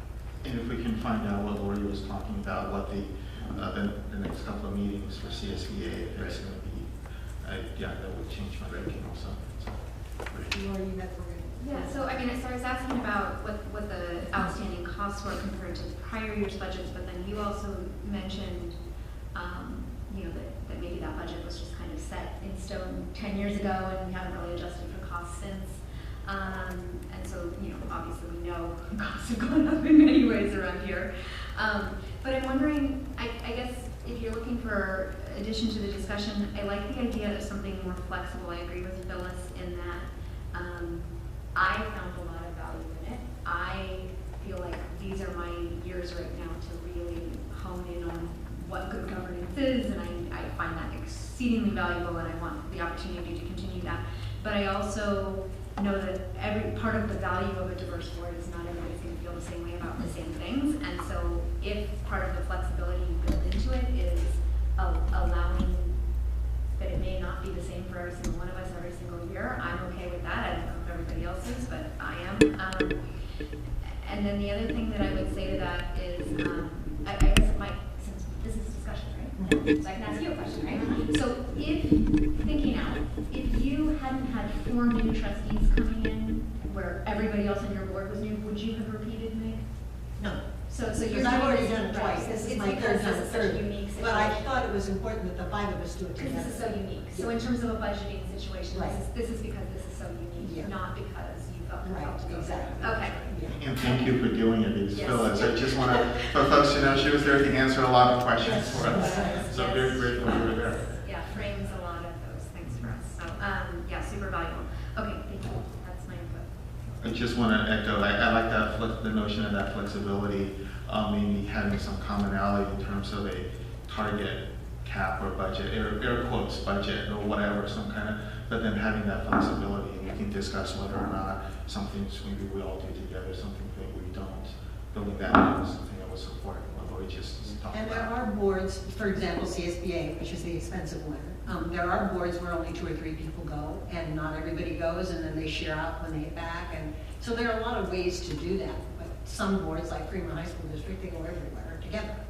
But not every board does, so, yeah.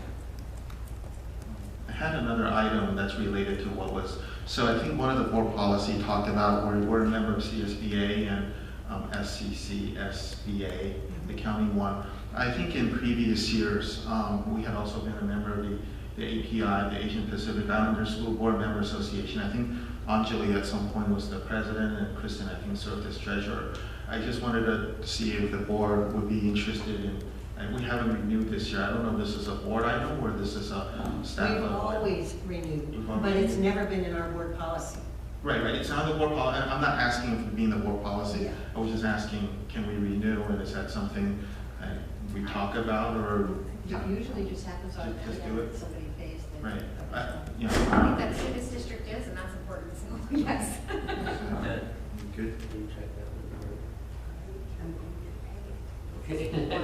I think most of these things are very important, looks like, right? So I think we definitely, we've got some years it'll be very low, but some years it'll be high. I think I'm for it, it's okay. And it is adding a lot of value. And definitely now we are, as Larry said, there's a lot of learning time first year. And this is going to help us out in the remaining, years. It's a small price for us to pay to not mess up. So do we want to revisit this at the advance? So what's the expectation out of this? Yeah. Well, what do we want? it might be hard for us to prep everything actually for the advances I think about, because some of these I have to do some research. So what, by the end of the year, when we pass the budget, we'll have some more information about what the plan might be. That works for everybody. Y'all good with that? I certainly, I hear everybody, and I think I know where we are. Sylvia, did you have any more to add? I kind of blew you off. No, you're okay? All right. Okay, good. So we'll do, And then there's one more to about this. Saturday, and the question about moving a couple, the request for me, thinking about a couple Saturdays where we might do advances. And in specific, we do have that December 4 meeting, which is when CSBA is, so that we would have to, that might be an opportunity to find another day to perhaps do a different meeting. So, did you want to? I can probably only, I raised this thing, and since others have enough time, I was just pulling Jerry. so I thought that would be good, one is definitely, neither we are taking off from work and coming here, but this 4 times in a year, probably, I thought that 2 times you can take, it can be in a weekday, and 2 times it could be a weekend, which would help. But I don't know about staff and others, that's mainly, one is the comfort feeling of you all, plus the availability of staff. Okay, so especially it's a whole day effort. So I'm for it, but if majority of you want, no, it should be on a Thursday of every quarter, that's okay, I'll plan it accordingly. But I thought probably, again, like traditionally we have been doing that, so we are continuing it. Probably it's a time for us to really look into. I have a question. In terms of cost to the district, is there a difference between having it on Friday versus a Saturday? No? Okay. Nothing significant. Not really, no. So how y'all feeling about So basically, the suggestion was to have two board advances on a Saturday and 2 on working days. Currently, all 4 are on working days. I think I certainly can understand where I too also work, and so on the days here on weekdays, that's a vacation day. Fortunately, I've been at my employer for about 23 years. I get 7 weeks a year. I actually don't use it all, so I'm actually really flexible. If it works for all, I'm happy to shift you over to a Saturday.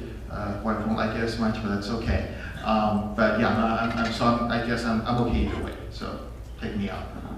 So I guess I would say, you know, much the same, organizing around family. Whether or not we shifted to, you know, a different time on a weekday, more of an evening, I think there's an impact there on staff, an impact on family there versus shifting to a Saturday. There's an impact on staff there, there's an impact on family there.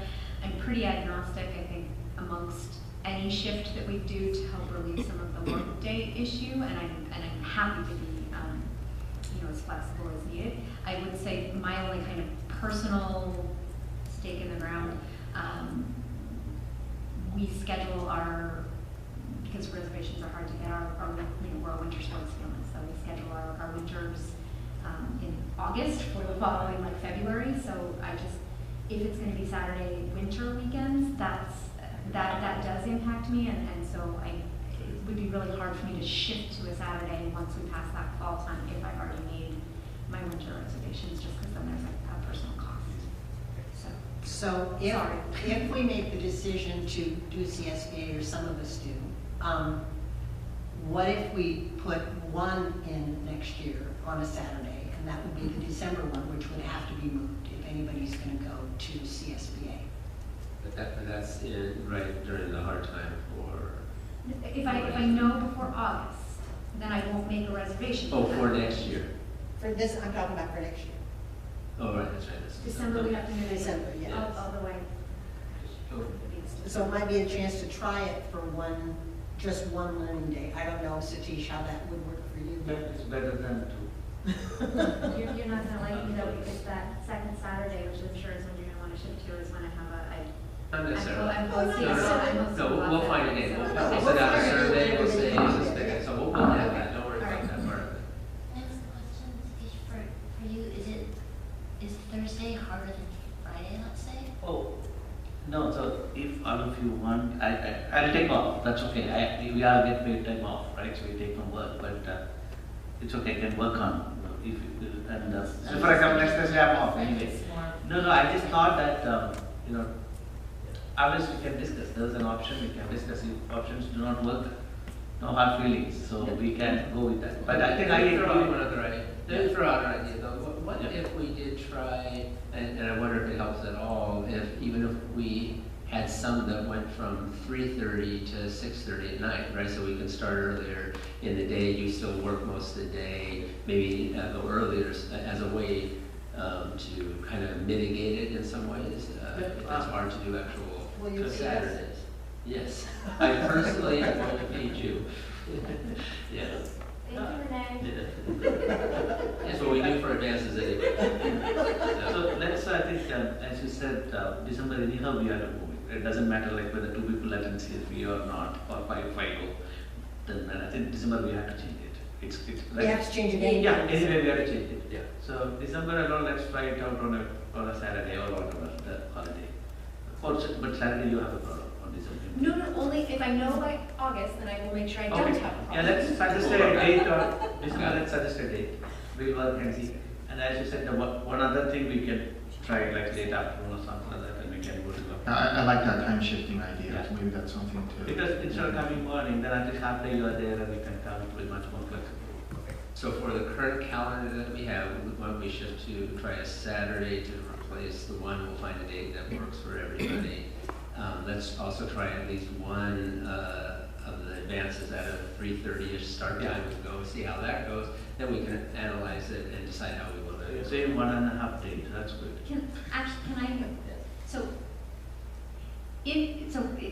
My observation of board advances over time has been that's really valuable time. It's also a large chunk of time do we need to do like exchange 2 afternoons for 1 full day one?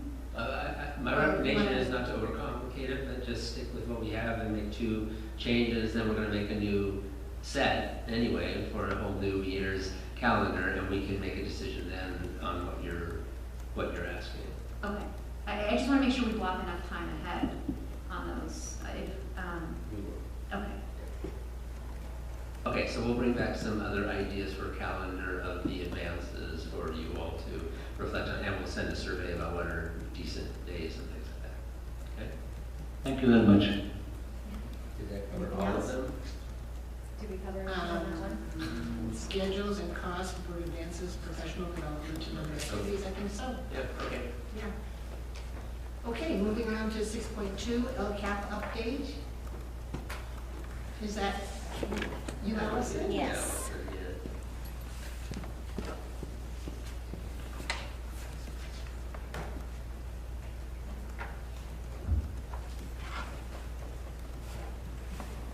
All right, so we're on the path to LCAP at this time of the year. And I wanted to be able to bring you little bits of information before we get to the big LCAP this spring. So at today's meeting, I'm going to share with you some of the shifts that are happening as we prepare for making that alignment with our emerging strategic plan.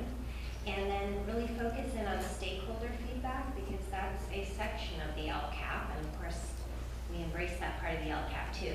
Hearing from our stakeholders and then addressing the feedback that we're hearing across the different stakeholder groups. So that'll be our focus today.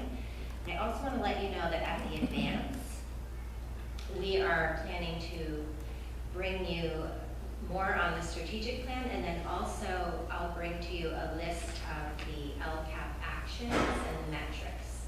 So we'll just have that in kind of a simple form before we're diving into that really complex document and finalizing the draft.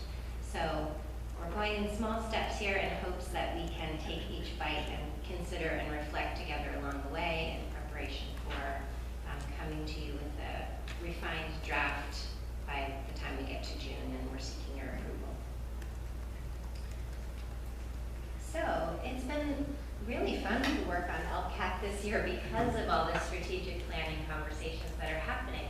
And I feel like we're seeing these seeds of our strategic plan, and there's all this overlap happening between how we're planning our immediate actions and finishing out our 3-year LCAP plan, but also looking forward at the future. So we really keep hearing these same conversations popping up across all of these conversations, LCAP and CIPSA. A lot of it was reflected also in what Marie was saying today about NGSS. There's just so much overlap of really wanting that high quality, challenging learning. This has been a cornerstone of the district, and we also know that we want to stretch in new ways. Hearing lots of ideas about helping kids feel that sense of agency and have a voice in the world for making a change and making a difference. We know that we want learning to be very meaningful. This has been a theme also, really knowing each child and helping learning feel personal for each child, their own strengths and needs and next steps as learners. And then just lots of conversation around bringing joy and engagement to the learning process and being really intentional about how we're focusing on the development of the whole child. So again, something that's been a cornerstone of the district, but we can really see the need to be continually intentional about those areas. So academic, social, emotional, and their physical development. They grow in all kinds of ways by leaps and bounds in these years across all different areas of development. And knowing that we want to help our kids really love learning and foster that sense of curiosity. So as we're going into LCAP, we are finishing out that 3-year plan and stretching towards the future. So we're in that in-between stage, but it feels like certain parts of it we're kind of ready to be stretching forward. And one of those areas is we have an opportunity to modify the goal a little bit each year and modify the action. So we're starting to try to shape the language to reflect where we think we may be going with the strategic plan. So that's what you see in the next few slides. Also, I wanted to point out, in case anybody didn't notice this in the current LCAP, last year there was a change made to consolidate goals 1, 2, and 3 into one. So that's why it kind of is clumped together. 1, 2, and 3 is really one, and then we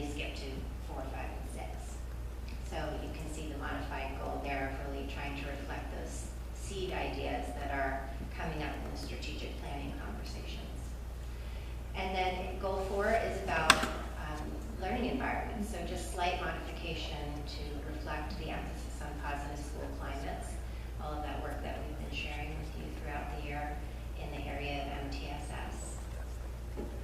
Goal 5 is an HR goal, but really we're all a part of it, and thinking about how we can make that shift. The last big shift for schools was about Common Core, the new set of learning standards, and now that's in place, so we're stretching towards our strategic plan and really wanting to make sure that we're thinking about how we're supporting our staff to really help us reach those goals for our kids and for themselves to feel that joy of learning as professionals and have opportunities to collaborate and take risks and be leaders and have that flexibility and autonomy that helps them be the best they can be for our kids. And goal 6 is about community engagement, and that is such a strength of this district. We just had our last PAC DLAC meeting, and it's just been so inspiring, just all the different ways that we've been working with parents this year and hearing from them, and just that idea that we're really, as a community, leveraging the strength that we have for where we're going with our kids in terms of those strategic directions and bringing the strategic plan to life, not only in our schools, but across our community, hopefully, through all of these networks that are already existing and trying to make new connections along the way. So overall, across all the different stakeholder groups, we heard a lot about flexibility and the importance of knowing that one size does not fit all, and that's for all learners, not just our kids, but really all of us, that everybody benefits from an opportunity for voice and choice and making those choices and also working together towards those common district pieces that are part of our goals and initiatives. And the importance of connections, not just for our kids, but for staff and parents too, to feel part of a community and a collaborative network. And health and wellness, this has been really one of the top concerns, that we know we value academic excellence, but we equally value health and wellness and the well-being for our kids and our staff. And the importance of making learning fun. We have so many things to do every day, in schools, that we don't want to lose sight of the importance of how foundational these years are for our kids, and making it fun and inspiring that love of learning and really spreading joy and really taking time to celebrate like we did tonight. This kind of moment of celebration is so important to build that in intentionally in our culture, and we were hearing that as we were collecting our stakeholder feedback. So I won't read all of these things, but just, in hearing from our kids, really across all the groups, we heard this, the importance of caring school communities. And our kids really have a lot of insightful things to say about how they want to see more connections between what they're learning and their community in the larger world. They feel that change agent in themselves already, and they are eager to take action. And so you will see that reflected in our LCAP as well as we bring the draft strategic plan to you at the advance. So, really looking at the way we're measuring, continuing the work that we're doing as part of MTSS is really continuing to live out what we're hearing from our kids as well. And in staff, definitely having choice, being able to connect and learn together, and having time has been a big piece. Making sure that we're allowing time for our teachers to really work together and reflect on how the kids are doing and what the next steps are. Making our data meaningful. We collect a lot of data, and we have work to do in that area of making it useful, being able to reflect back to teachers and school sites so that they can use it as part of their improvement cycles in meaningful ways. And echoing that need to continue to focus on social emotional learning.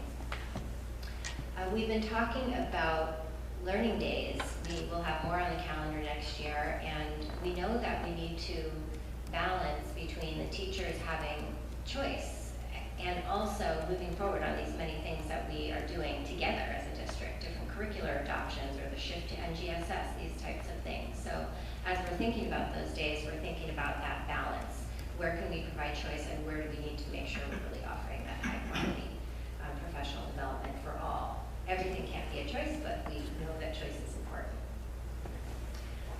Our special ed teams are really stretched. We see that we have a lot of strength at the site level and lots of needs. So helping our special ed site teams connect across the district and learn together will be a priority. We also have an idea to pilot what we're calling high impact days. So this is a way of scheduling and providing some release time to make sure that teams at the site level have a chance to work together and they're not kind of running around trying to make it fit in the schedule as it can, but that they know they have a dedicated team time to come together and prepare for meetings, look at case studies, have consult time, that kind of thing.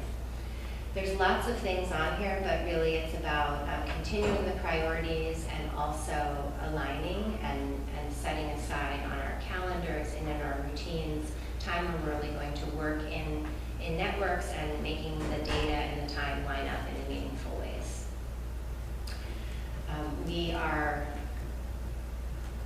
talking with our colleagues from Challenge Success at Stanford, and you'll see the contract and I can provide more background on this, but this is a PD option for teachers in fall and also there will be a parent ed opportunity as well.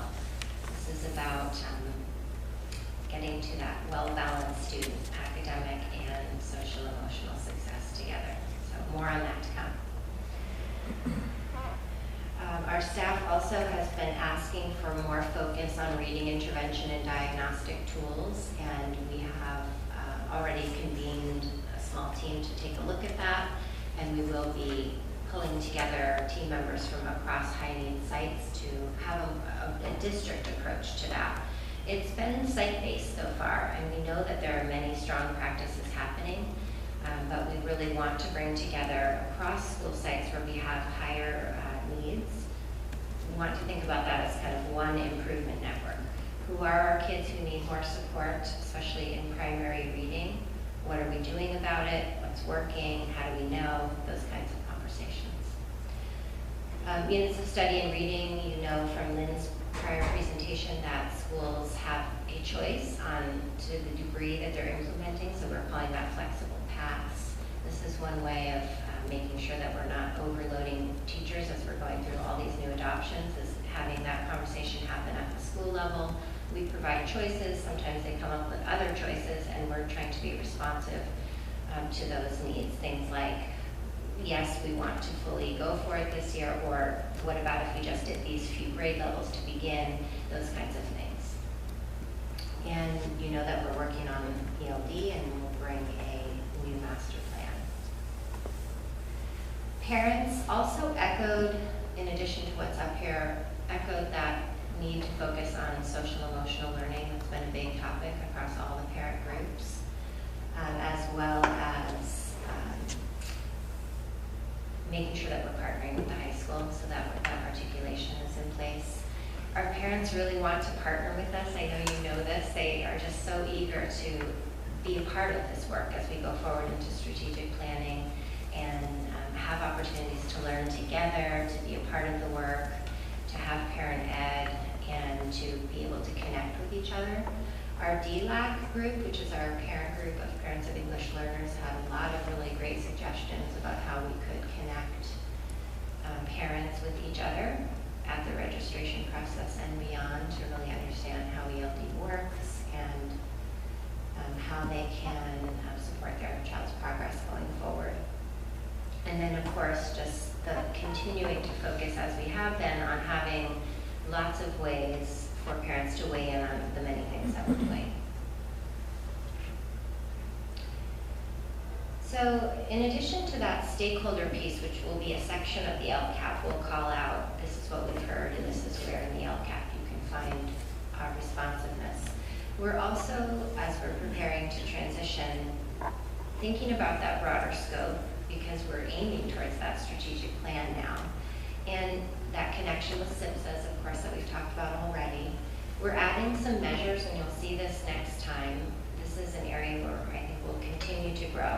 What is our dashboard as we're going into that next phase of things? What are we looking at for our measure? So we made a little bit of some tweaks, and I think that will be a continued area for some great discussion. And then I just wanted to acknowledge that I really appreciate Jeff and his team for helping with the budget planning, because that's been just super helpful in thinking about how can we be as efficient as possible, and what will our plan be for monitoring on a monthly basis how spending is going, and making sure that we're really using funds efficiently and in meaningful ways that are really helping us get that return that we're hoping for.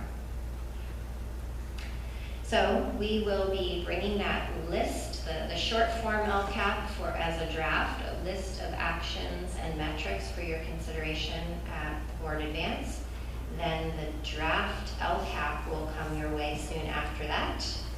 And then we'll be into the public hearing and approval mode. So we're in that time of gathering feedback and refining things. Yes. Okay, thank you, Allison, as always. Nice presentation. Do we have any questions for Allison? Lori? All right. So first, I just want to affirm, this is great. I think you're hitting on so many of the highlights of what I hear, not only on my site visits, but from parents, what I've been hearing for several years in DLAC and in PAC and in budget advisory. And so I think, kudos to all of I know that's part community engagement, I know that's part instruction, and I know that's part budget all coming together. So just a few that I want to mention. Yes to where you guys are going with the PBIS. I'd love to see if there's room in there for, as the programs are now established, at least in year one, I think at all of our middle schools, and some of them moving on into further years, if we can start looking if there's ways we can integrate the feeders into that PBIS work. Yes to the CAST teams. I was really excited when you guys brought that forward, and I hope that rolls out at as many sites as are willing to join that effort. Yes to the SPED high impact days. I hear about that. I heard about it today, and I hear about that. Yes to the choice in PD. I've heard many times about that. Yes to the intervention, expanding the new toolkits, and yes to the CHICS survey, the California Healthy Kids survey. And I'm wondering there, I know that, so it's my experience over time as a parent, so both my kids will be in the cohort 6. It's every other year that won't get it, but I know in the other years where parents have gotten it, that it seems to create a little bit of buzz when that, what do you call it, a waiver goes out. And I'm wondering if there's some work to do there around focus group or something to get some feedback as to why some of our sites have more success in getting good data out of it, and other sites there's a lot more reticence to take the check survey, and maybe that we can crack that nut there. So I don't know if there's room in the LCAP to make for you guys to see if there's an option there. So that's my feedback on where we're at so far, but good stuff. Thank you. Julie? Okay. So first of all, thanks, Allison. I really like the broader scope of the LCAP. I think just looking at this over the last couple of months, I feel like I'm watching a house being built. And I'm actually pretty excited because I think the next time we do this, 5 years out or what, it's going to be different because there's already going to be one of these. But for the first time, I think there's a lot of opportunities for us to imagine what could be. So and thank you for shepherding this. Great job. I had a series of sort of questions on points, but I had a general one. And if you could go back to one of the initial slides on the key themes, one of the first slides you showed, where you had, I think it may have been the very first one. So you have these 3 themes, right? And I was, I know you have a mental model in mind when you put them down in words, and then, and I'm trying to better understand sort of, let's see, how would I ask my question? So that third one, I see that's really about learning environment and foster love of learning. So I get what that theme is. Okay. The first 2, I wanted to, because it seems like one is about you have high quality, challenging learning and then meaningful learning, and yet you put them in 2 different bullets. So I was wondering if you could say a little bit more to help me understand your because there's a set of things we want to do, right? So you went through some, I think you must have gone through an abstraction, generalization, clustering exercise to get it to these three. And I just wanted to understand a bit more about the division of the first two. Yeah. Okay, Well, does that make sense, yes, Allison? that totally does, Okay. because I think that's been a struggle in my mind, because there's a lot of overlap between those Right. first two. And, you know, we put it out here as little seeds, but, you know, it might change as we're going forward. I think it probably will. So I don't know if these three buckets will Oh. still be there. You know, Okay. we may end up shifting that at the board advance. We'll kind of go back to these big ideas, and it could change. For me, the first one, as I'm thinking about it right now, is about, we know we want that academic rigor, and we want opportunities for that very deep learning. And that is showing up in all kinds of ways right now. It's that NGSS shift, for example, that Marie was talking about. All kids learning in science, we want it to be not just this much doing, but lots of doing. Those kinds of ideas that we've talked about with STEAM, or, you know, going deep, having that inquiry approach. And there is overlap in meaningful learning, because part of making learning meaningful is when you have challenging things that are challenging to you, right, and are at that deep and rigorous level. For me, the meaningful learning piece really hits on that personalizing piece that we've been talking about, that we always want really rigorous, meaningful, deep learning, and we also know that that varies for each child. So the way that we make it personal for each child, to me, is the second one, but maybe it's just one big idea. I don't know, we'll have to sort that out. No, that makes sense to me. So the first one, more about academic rigor, achievement, but then the second one is really providing that support, that nurturing, so that they can individualize the journey. So, and then the third is in the environment. Because I'm trying to kind of get from these words, what are some of the big ideas, but I think you've helped me understand that. Thank you. Yeah, Yeah. thank you. Okay, I'll pass from there. Okay, Satish, question? Oh, okay, yeah, I'll also add something here. Thanks, Alison.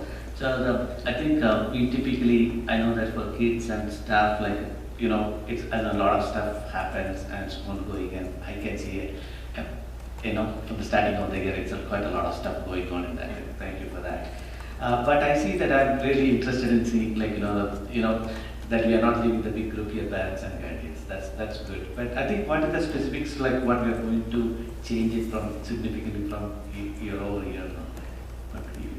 Are we going to change the action significantly? Yeah, again, parent engagement and guardians and stuff like that. Mm-hmm. Yeah. Right, so when we come to the board advance, we'll give you a list of what are the things that are already in the LCAP that will stay in the LCAP because of that 3-year plan. Each year it has these columns, like is it the same action or a changed action?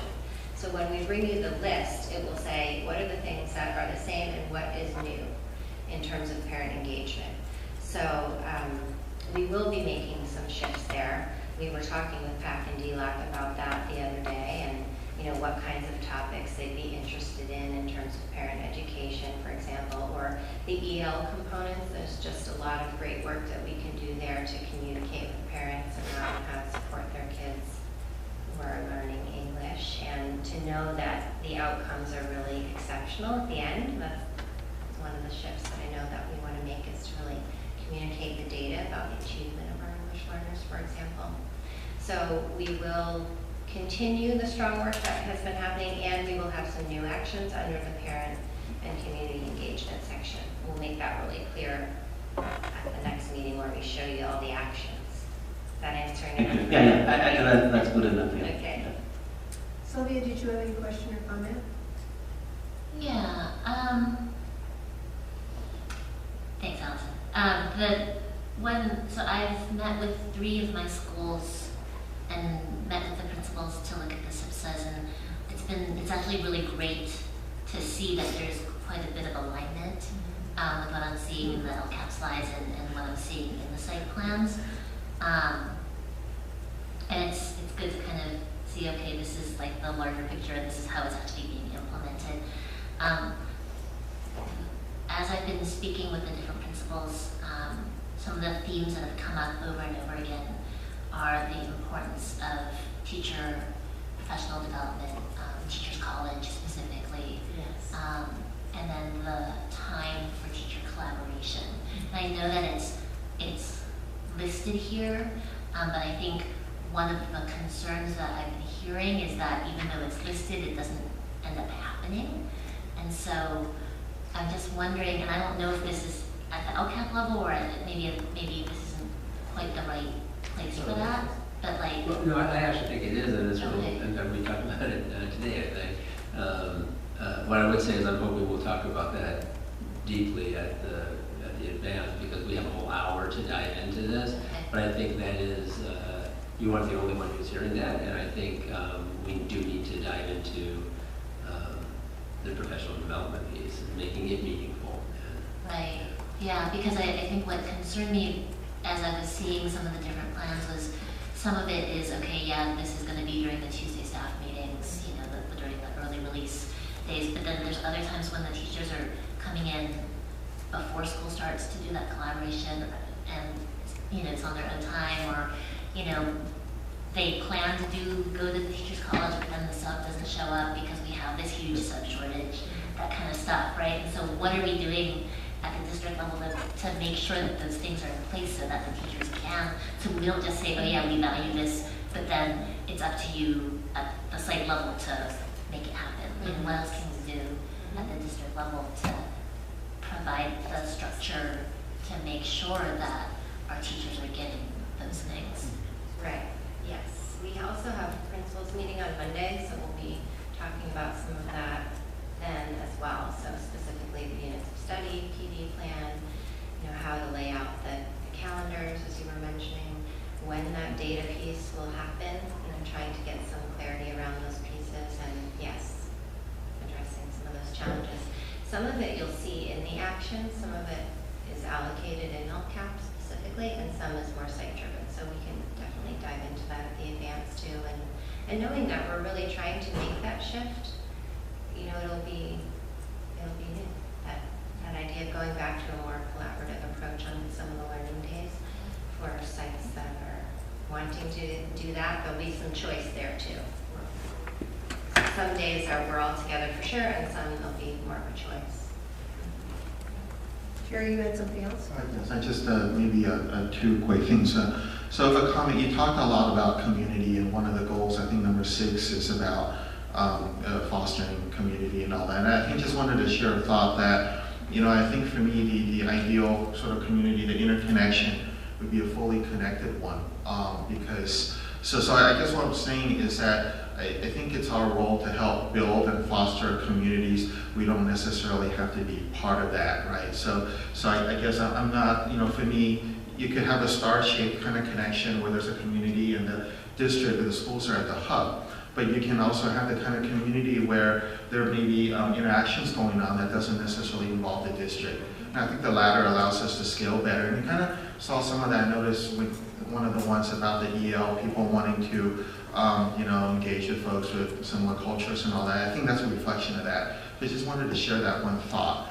The other one is around equity and school equity, and just equity among schools. And I was wondering, is that, you know, I see mentions of school environments and all that. I didn't see explicit mentions of that here in the LCAP. And is that something that we should, more of a strategic plan kind of thing, or I don't see that as a first-class object here, at least in this deck. So it's just an observation, and I don't know if you have any comments or thoughts on that. We should talk about that. We know we're working on that through Certainly. all the ways that we are. Right, It's right. 25 and you know, really trying to understand where we are right now. That's one of the steps that we're working with the schools on. I didn't call it out in right now. It kind of feels like it doesn't fit there, but. And I'm not saying it needs to be there, it's just an observation that what Dr. Baker, a big part of his presentation about CUSD 25 is about sort of being together, and I think part of that involves equity, and I just, you know, I understand you don't want this to look like kitchen sink, that if it's everything, it's really nothing, right? And I think you've emphasized certain things here, but I wanted to at least note that I notice it's not explicitly called out here, and so, but I'm not advocating for it necessarily to be that way. I just want you to consider that. You will see variation in the way resources are allocated when we get to the action. So that piece has been a part of LCAP, trying to assess where the highest needs are and allocate additional funding to those businesses. Yes. Right. Yeah, that's interesting. Thanks. So we'll be ready to talk about that more at the advance, because I think that's an important thing for us to study. Anything else, Lori?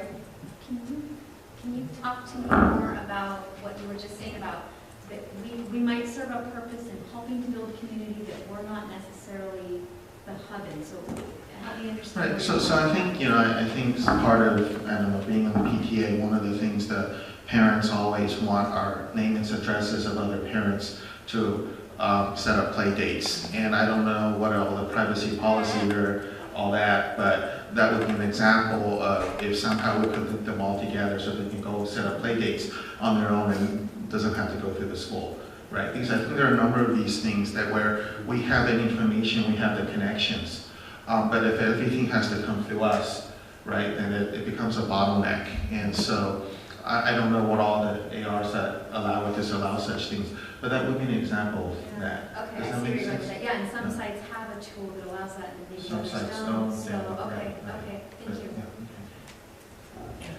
Anything else? Thank you very much. Next, we have committees. Craig? So I think you all Or know. Leslie, I don't know who's doing committee. We're just going to throw it out there. Okay. Yeah. So this was just one, it was requested, I believe, that we talk a little bit about. We definitely have the 2x2 with some combination of Cupertino by itself, but also with Sunnyvale as well as to some degree with Los Altos. So the question was, do we expand? That's 3 of our jurisdictions. But do we expand to include others? And for example, I know that Saratoga this week did a whole thing about safe routes to school there, and so at least one of our principals from Saratoga went to that. So that's one way we're connected, but we aren't connected through board members or electeds with one another. So yeah, the question is Santa Clara, Saratoga, San Jose, West San Jose. We generally are not that connected to the jurisdiction. And the question is, do we want to try to do similar kinds of things, or what, you want to expand what we have right now, which is 2x2 in those that includes the first 3, Los Altos, Sunnyvale, and Cupertino. So any thoughts about that? With the strategic partnerships, so Jerry and I took a little bit of a divide and conquer, and I contacted Santa Clara and Jerry contacted San Jose. So Santa Clara would be open to meeting with their mayor and 2 council members. And, I think from the standpoint of just opening a line of communication, starting a dialogue, seeing what's there, no commitment of whether or not, of necessarily serial meetings, but just let's meet once and talk about what those opportunities are that we have mutual interests on. And it's okay, I guess, if I'm discussing with my colleague, but I'm fine with every 2x2 looking slightly different.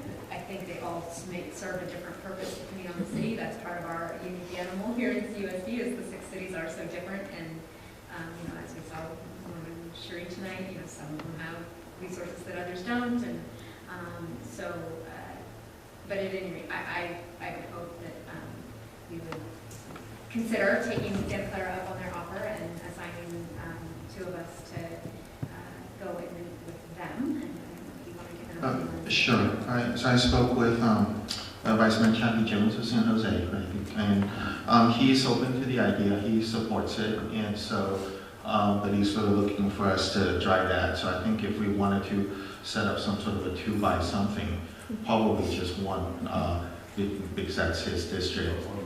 Well, 1 by 1 by 2. Then basically he's supportive of that, getting that conversation going. With that said, I'm happy to help set up the connections. I don't have the bandwidth to serve on more committees. I hate to advocate for a committee and then say I don't have the bandwidth. So I'll just say that the connection's there. He's happy to support this, and if someone would like to serve on that, that would be great. Saratoga, I spoke with Councilmember Yan Zhao. same kind of reaction. She did ask for a more formal request to be sent to the mayor, Mimi, with kids asking like that. But again, I think there's support for that kind of interaction at the elected level. But again, it's only if there are folks among us who are interested in serving on that. So, and then I think Satish and I will be meeting with Councilmember John Willie from Cupertino tomorrow to basically plan out a sort of the public meeting of the 2x1, similar to what Willie facilitated for Los Altos and CUSD a week or two ago. So, which sort of my report, I guess. I'm sort of wondering, as you know, one of my concerns has been that there has been a 2x2 version with Cupertino in particular, but it has not been with the clarity of purpose. And I'm wondering whether in the places where we haven't started anything yet, if it should be less of a committee at first and just people meeting with people to see, is there a there? Because what I don't want to do is create committees just to have a committee, which is how some of these have felt. And then you go to the meeting and you go, well, why did I go? And what, it really eats up time. And so I feel like, like just as an example, if with Santa Clara there is a specific thing we think would be good to work on, so could we investigate that? Could that be something that I, with one board member, could just investigate some more? Let's meet a couple of times, and then we could recommend when it gets to a place where, yeah, we ought to have a more formal 2x2 if it's going to be ongoing. That feels to me like it might be a better use of our time, and wait until there is a real there, because you're doing that with Cupertino starting tomorrow, and I think that is the whole purpose, right, is to come up with, well, what are those things we'll really work on, really roll up our sleeves, invest our energy and maybe resources in, what would that, so I just feel like maybe that might be a better route, or a suggestion anyway. Especially with Santa Clara and San Jose better, because probably our engagement will be, I guess, it will be limited when you compare to Cupertino and Los Santos, probably. Yes, that's the idea. Yeah. So when you compare. Yeah, I think that makes sense to me, to have meetings if there's something we meet about. I think in the case of Cupertino, I think we do have, things that we do need to work through. So I think that is worthwhile. I'm not sure if there are any outstanding issues with Saratoga, San Jose, or Santa Clara at this point. Yeah, I guess part of where I'm at is I feel like I'm going to throw this out there and nobody has to agree with me, but I'd like to see us, I think, meet with each city in some capacity at least once a year, just to keep relationships established, and whether or not that's a board member and a council member going and having coffee together, or a more official public meeting.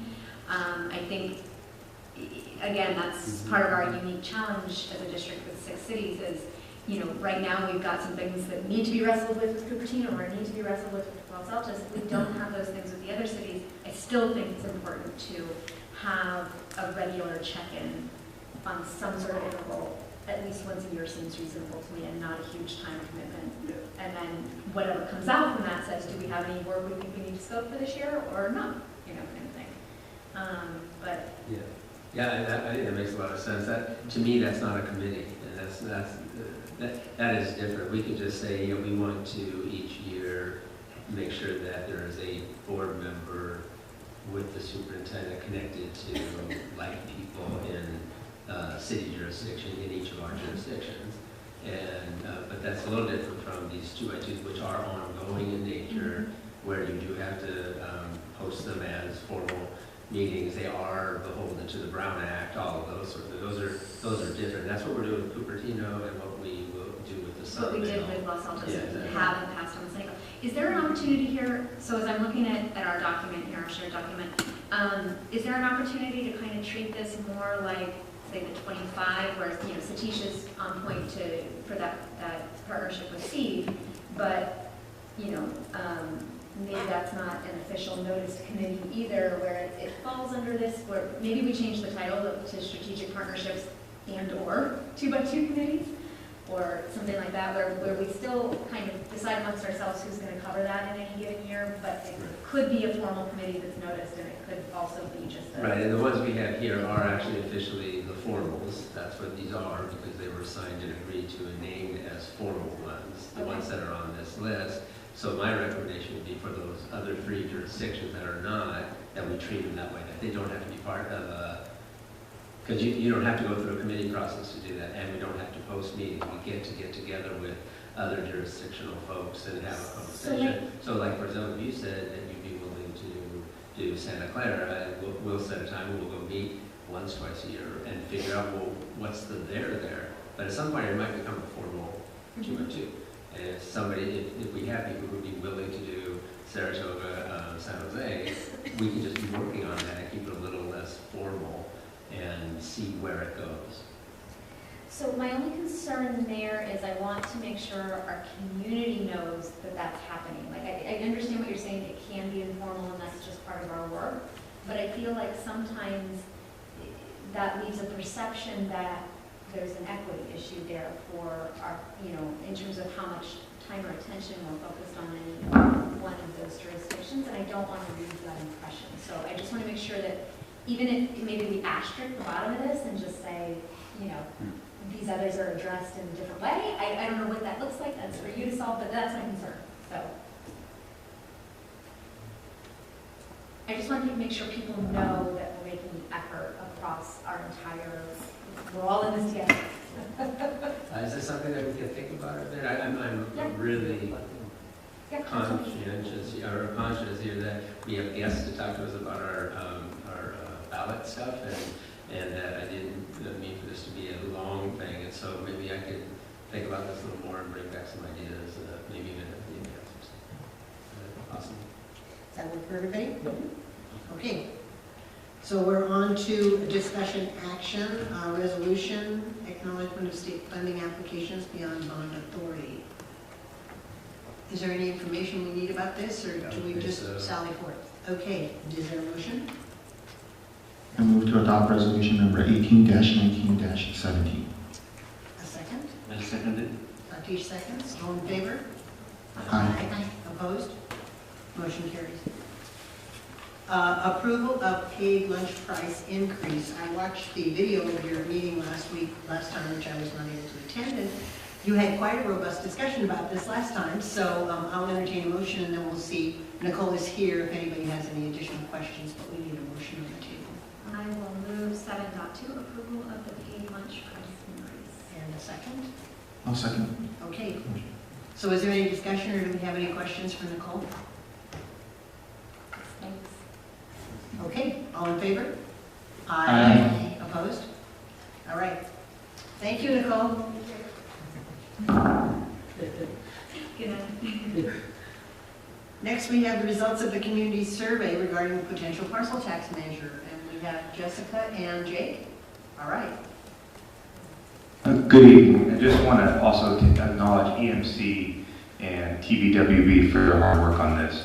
It's been a very, very swift process for the results coming tonight. It's been a thorough process. And so tonight really is, in addition to that February 14th meeting that provided action for us to go out for the feasibility study, we are looking at direction at the end of this presentation for where we take this going forward.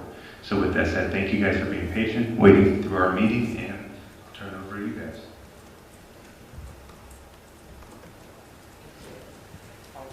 Okay. Good evening. I do apologize that I'm under the weather, so my voice is affected. If I do start coughing, I'll step away with my water. I apologize. And hopefully I can get through this without coughing. Okay. Again, thank you for having us here. I'm going to present to you an executive summary of the results of the recent voters survey of voters in the district.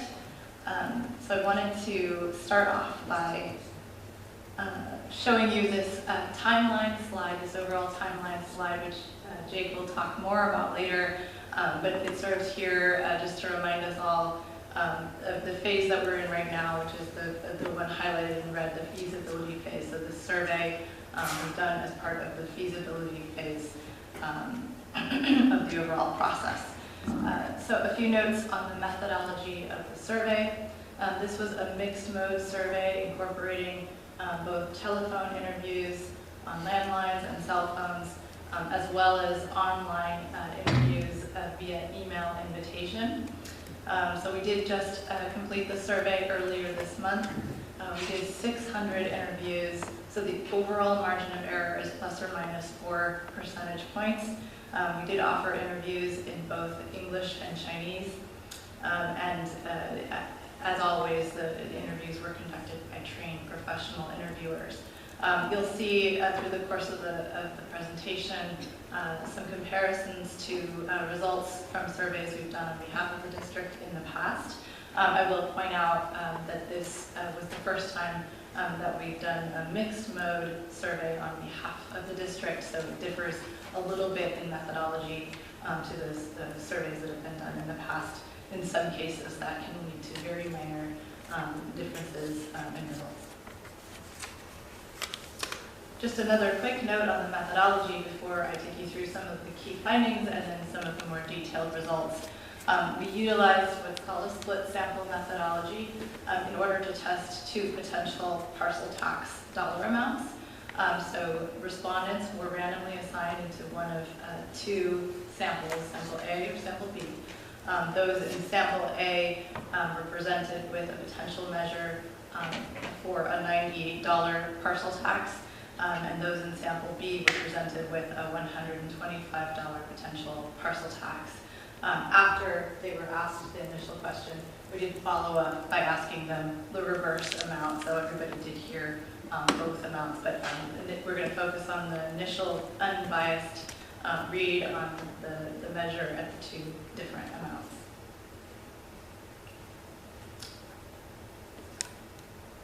So I wanted to pull out a few key findings, and then as I mentioned, I'll get into the more detailed data subsequently. What we do see is that voters continue to recognize the high quality of schools in the district. The vast majority say the district is doing a good job overall. We do see some sensitivity to taxes, as we've seen traditionally among voters in this district, but we also see that the overwhelming majority believe it's important to maintain high quality local schools, even if it means raising taxes. And we see more than 2/3 who agree with that statement. Initial support for our parcel tax measure is near the 2/3 threshold, which is the threshold required for passage. We see that top priorities for a measure would be retaining high quality teachers and maintaining strong core academic programs in reading, writing, math, engineering, and science. And we also see that assurances that all money would be spent here in the schools and that it will attract and retain teachers. Those are compelling reasons to support the measure.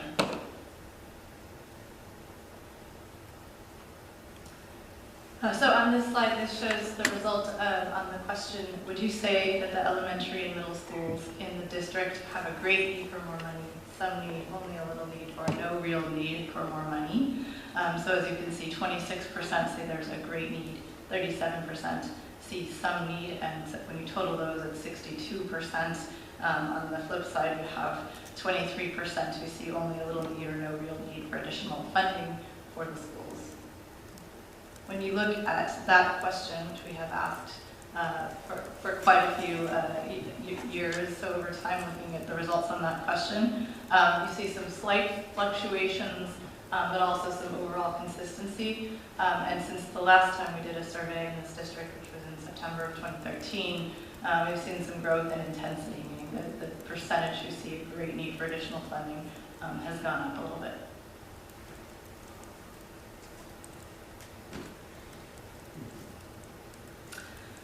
So on this slide, we're showing the results of the ratings questions where we asked, regardless of whether or not you have children in the schools, please rate each of the following areas related to the Cupertino Union School District. And so these were randomly presented through the course of the survey, depending on, they're randomized for each individual respondent, but we're showing them in order of the ratings. So you can see the student academic achievement and test scores, 45% rate that as excellent, 34% as good, for a total of 80% positive ratings, so overwhelmingly positive ratings of student academic achievement and test scores. The job teachers are doing, 77% positive. The quality of elementary school education, 77% positive. The overall job the district is doing, 78% positive. The quality of middle school education, also overwhelmingly positive. On those items, we really do see voters recognize the high quality of local schools. The last item, the management of district monies. Voters are more divided on that item, and you'll see that's fairly consistent over time.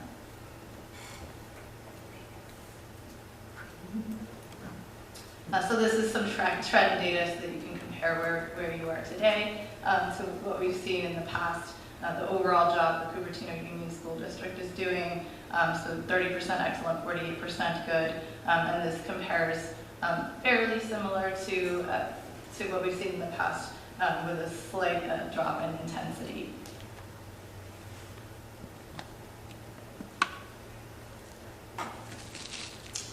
And this slide shows the trend data on a few of the other items: the quality of elementary school education, the quality of middle school education, and the management of district monies. So here, what stands out to me is that there are some fluctuations, but really the consistency of the fairly outstanding ratings of the elementary and middle schools that is consistent over time. So certainly the value that the schools provide to the community has been consistently recognized. And as I mentioned, when it comes to the rating on the management of district monies, we've traditionally seen that voters are divided on that question.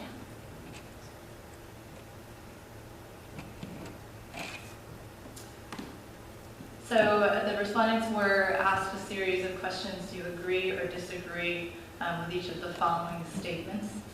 So you can see those statements here. Maintaining the quality of schools should be a top priority, even if it means raising taxes. We see today, as in the past, 73% agree with that statement, 26% disagree. The consistency over time on that particular question is very, very solid. So really, we haven't seen a lot of change in that sentiment, but it's nice to see that there's an overwhelming majority agree that maintaining schools is a top priority. I trust the district to properly manage tax dollars. 63% agree with that today. It's a slight dip since previous research. And taxes in this area are already high enough. I'll vote against any tax increase. We do have 50%, as you saw, who agree with that statement. But if you look at where we've seen the results on that question over time, it is very consistent in this community.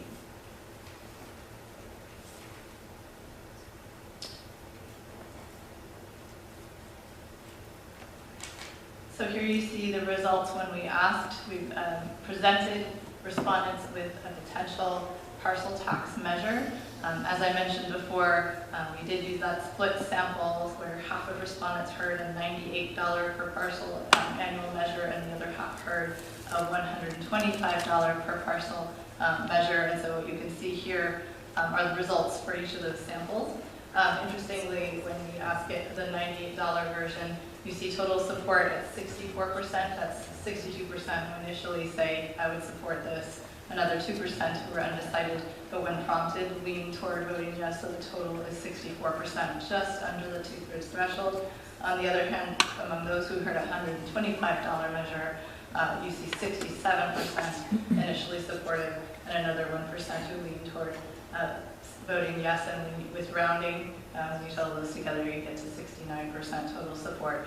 So altogether, the whole sample somewhere near 2/3 support. At the $125 parcel tax measure, you see 69% support.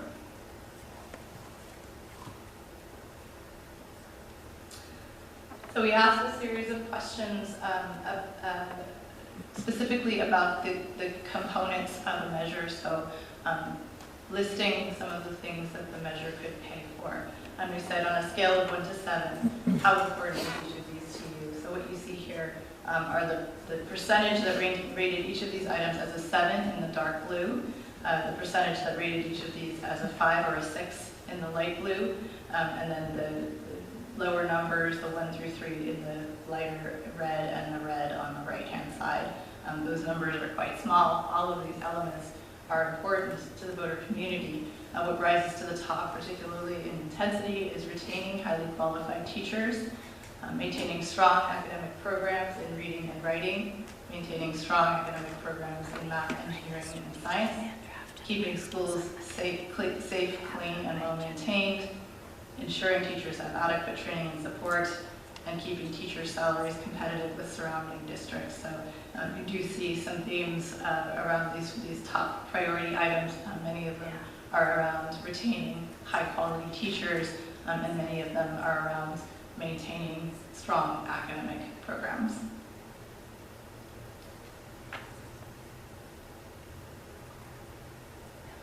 What's interesting is when we look at some of these questions that have been asked in previous research, so comparing what we're seeing today to what we've seen in the past. On some of these items, you see some consistency.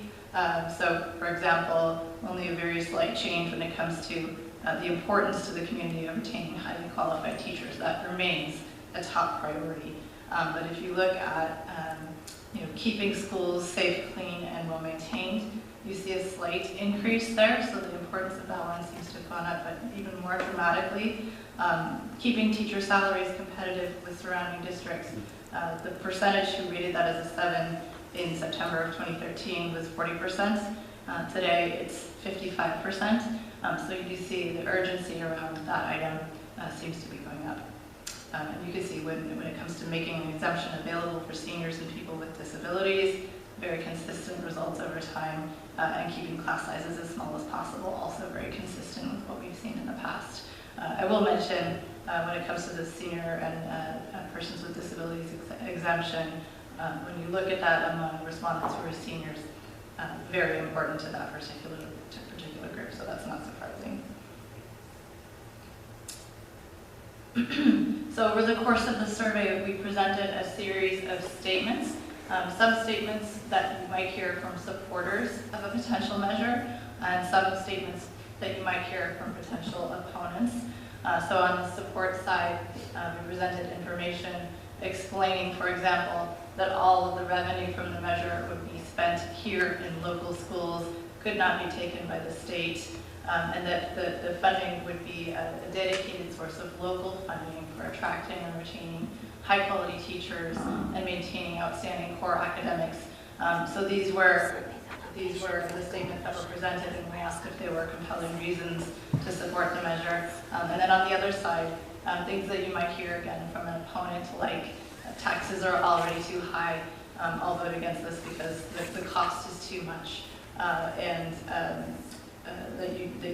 that there are other priorities for the community.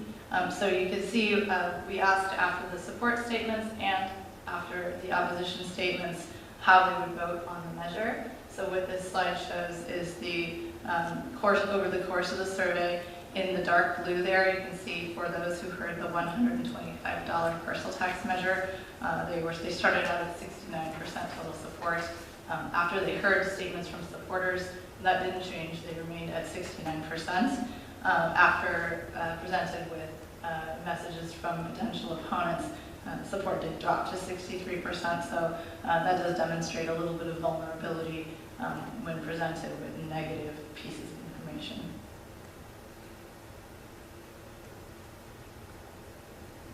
So it's interesting to look back on this slide. We're showing the historical context, meaning what we've seen in polling on behalf of the district leading up to measures that have been on the ballot. So the lighter colored bars there are from past polling, and the solid colors are from elections. So just for example, we did a poll in April of 2008 on a $125 parcel tax measure, and then a poll in January of 2009 on a $125 parcel tax measure. You see we got 64% support in that poll, and then in the election, 70% voted yes, and it did pass. So looking at the trend over time, you can actually see in past elections in particular, we've seen the community is very supportive of parcel taxes on behalf of the schools.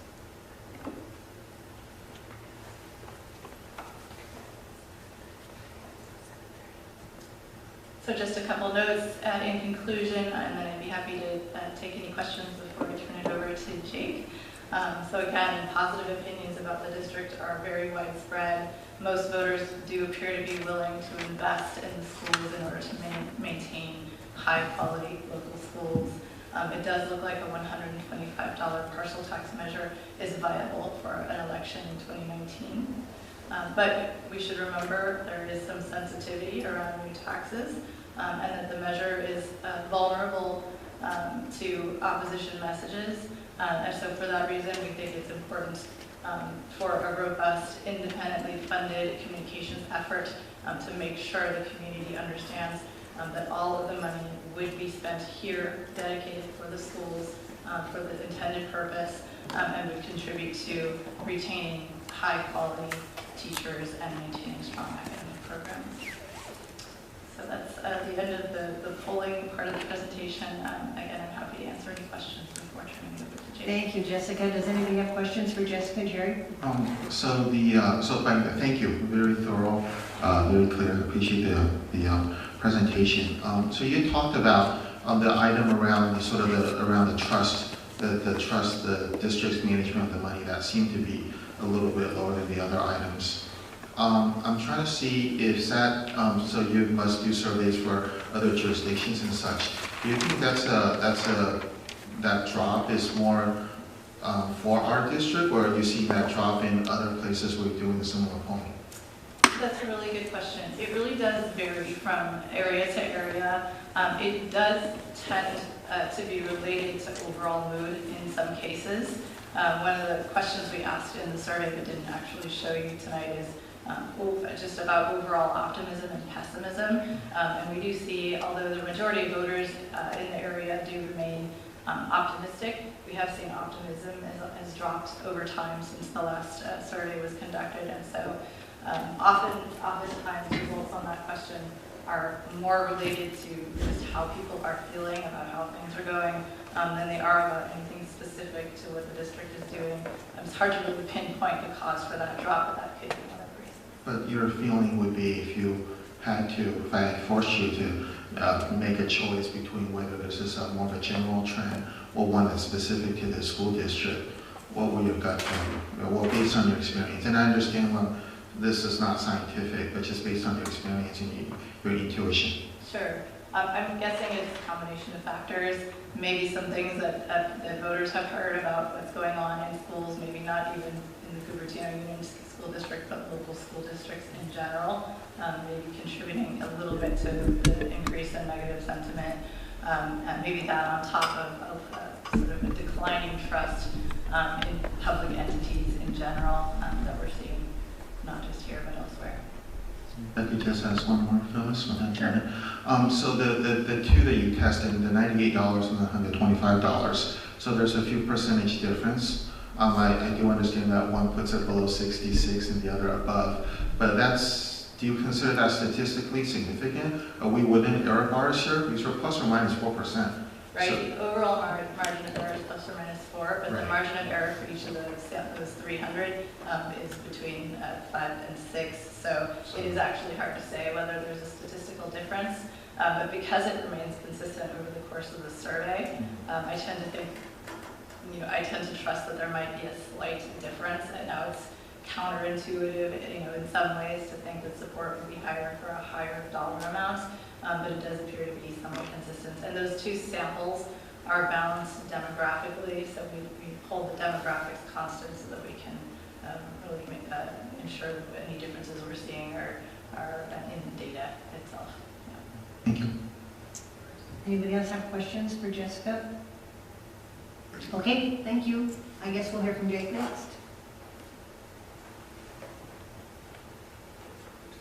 Thank you so much for the invitation, and great to speak with those of you who I haven't spoken with in the past yet. So my name is Jake Martin. I work with TBWB Strategies and Joy Tatarka, who I know you've worked with in the past. We've worked with the school district on a few different occasions for these kinds of efforts, and with EMC as well on them. So what we wanted to talk through today specifically is what the planning process looks like between now and the potential placement of a parcel tax measure on a November 2019 ballot, As you can see, we are just finishing up that feasibility study phase, that red box over there. That's the poll, that's the process that goes into creating the poll and analyzing the results and presenting them here. And right now we're at that red light, green light spot. That is now where the decision is on the board, not necessarily at this meeting, but to move forward with this effort. And there are 2 steps to that: to build consensus and then to build a strong measure, which I'll go into. And then a third, final step, which is an advocacy campaign, which would be picked up by an independent group from outside the school district and privately funded. I should also mention that at the end of these next 2 steps, building consensus and building a strong measure, you do have a deadline of August 9th for ballot placement on a November 5th, 2019 ballot. So our first step here is phase 2, phase 1 being the feasibility study. Phase 2 is building consensus, and that's where you take the information that we just received from this polling, and we go and we speak with the community. We want to get the feedback from the community, not just in the scientific manner, but we want to hear the comments that people are leaving. We want to speak with those key stakeholders, whether they're your elected officials within the cities that are present within the school district, or your chambers of commerce, or other key areas where there are these important groups that it's important to engage them. On top of that, you want to engage your voters as a whole. Scientific polling is very important, but it only allows us to speak with a limited number of people within your district. Doing larger scale engagement, like sending out direct mail, utilizing your social media and online presences, is incredibly vital for speaking to not only all voters, but your parents, your staff, your teachers, even getting engagement from your students. As part of that process, should you decide to move forward with TWB for that build consensus phase, as you have in the past, we would help develop messaging materials, including fact sheets, talking points for when you and members of your administration go out and speak with the community to help guide those conversations, as well as answer questions that the community might have. All of that being based on not only the scientific survey, but background on the district, your funding needs, and the plan that you are interested in pursuing moving forward. So the phase after that, after you engage the community, after you've done the work to have those conversations, you have to decide if you want to move forward with this measure, and you have to build a strong measure. One that is palatable to the community, that fits with your polling, and that's going to meet the needs for funding that your district has. So there are a few steps in that. It requires working with your entire consultant team as well as your legal counsel to create a resolution, create a 75-word ballot question. That was the question that Jessica showed, where it asked the tax rate, showed the amount raised per year, and showed the programs and projects that would be accomplished by a parcel tax measure. It's putting all of these together in a way that maximizes your chance for success when you go to the ballot. Those 75 words, it may seem like a thick paragraph, but there's not a lot in there. There's not a lot of chance to take what's going to be on the ballot and use it to put your best foot forward as a district to voters. Because as much as you can do your outreach and speak with many of the voters in the community, a lot of the voters who engage with this measure, the first time they do so is going to be on the ballot. And putting your best foot forward in that sense, having a strong resolution, a strong ballot question, knowing the right answers when it comes to your rate, your total amount raised, as well as the exemptions you provide, and your sunset or lack thereof, and providing the direction on how to use those funds is going to be important to those who are deciding whether or not they want to trust you with them.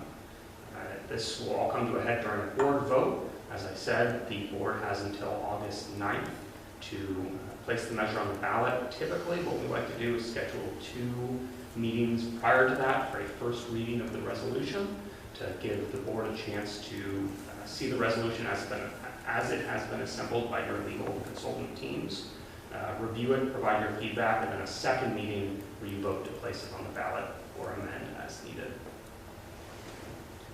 Finally, the following step, as I mentioned, is an independent advocacy campaign. I want to make very, very clear this is for informational purposes only.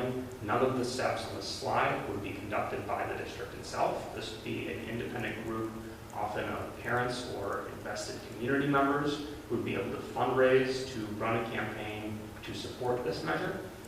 It would include typically direct mail, which is the most cost-efficient way of reaching as many voters as possible, a volunteer base to go knock on doors and make phone calls, as well as strategizing through social and digital means. I don't want to answer too many questions or go into too much depth about the campaign because this is a public meeting and I don't want to imply any way support for a campaign, but it is an important step, as Jessica said, for finishing out this process. That's the extent of those slides. Are there any questions I can answer? Questions?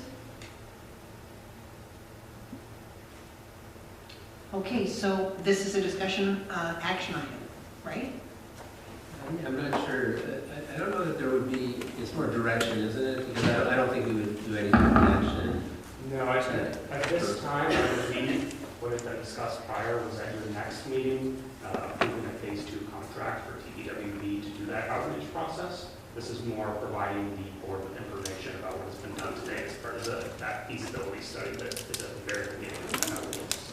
Yeah, what I would point out, because of the summer, our timeline is really, really quick. So the degree to which we have a sense of direction from you tonight, at least start the movement toward being able to meet timelines, et cetera. Do you think we would go out, or just need a lot more conversation, not ready to say, but in some kind of general direction would be important for us because it will be very hard for us to hit all the timelines if we don't start thinking quickly about it.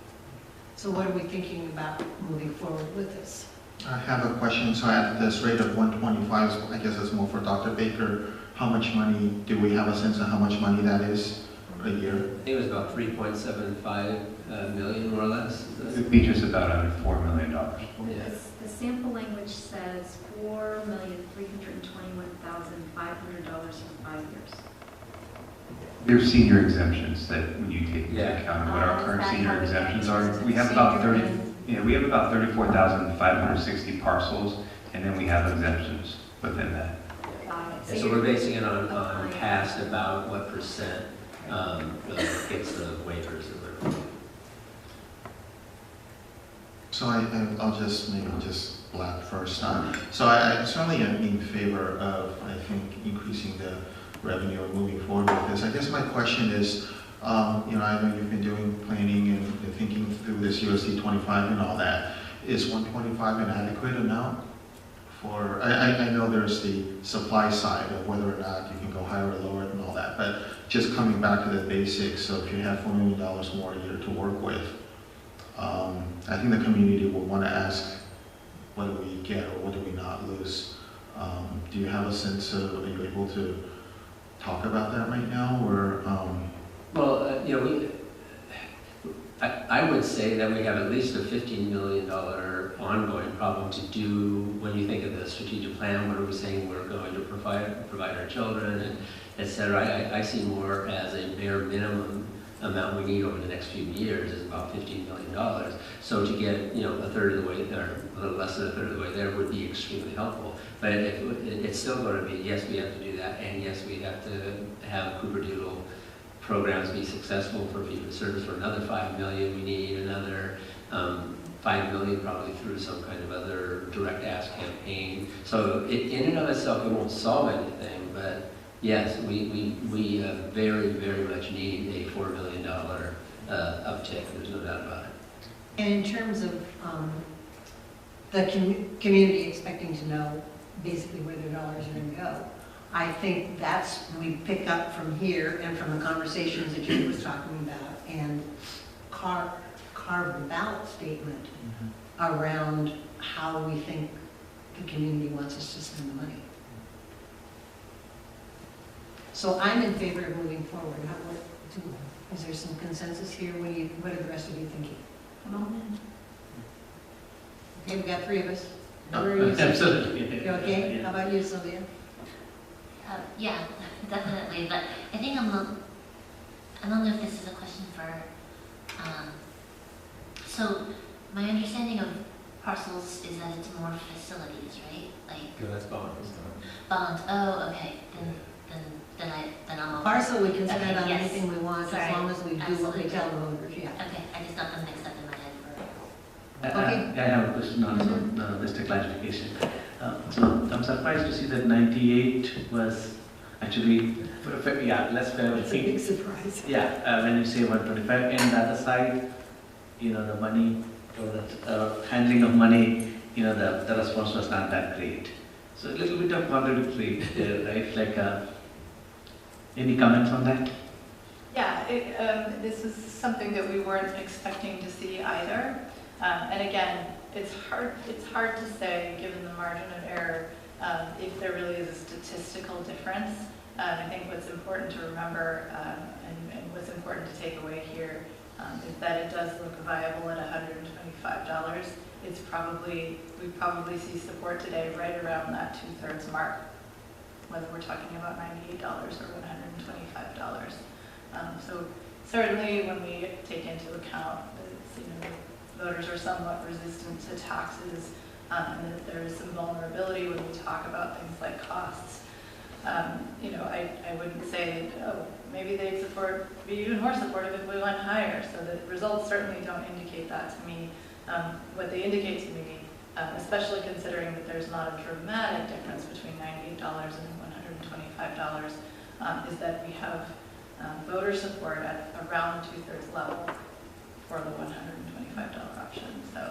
And what I want to add to it is that my reading of all these data is that in either one of these, our margin is not great enough that we will not have to do a lot of education, a lot of getting out there, and that's going to be true with each of them. And because of that, these data would say to me, there's no reason that they would go for 98 but not 125, right? So there's no reason not to do the 125 because we will put that same amount of energy into the education for people to understand where we are. And I say that partially to say, when you say, yeah, we're in it, I just want you to understand, we're talking about heavy, heavy, heavy lifting between now and, in our community, between now and November. Would there be a survey before that, or no, this will be the final one?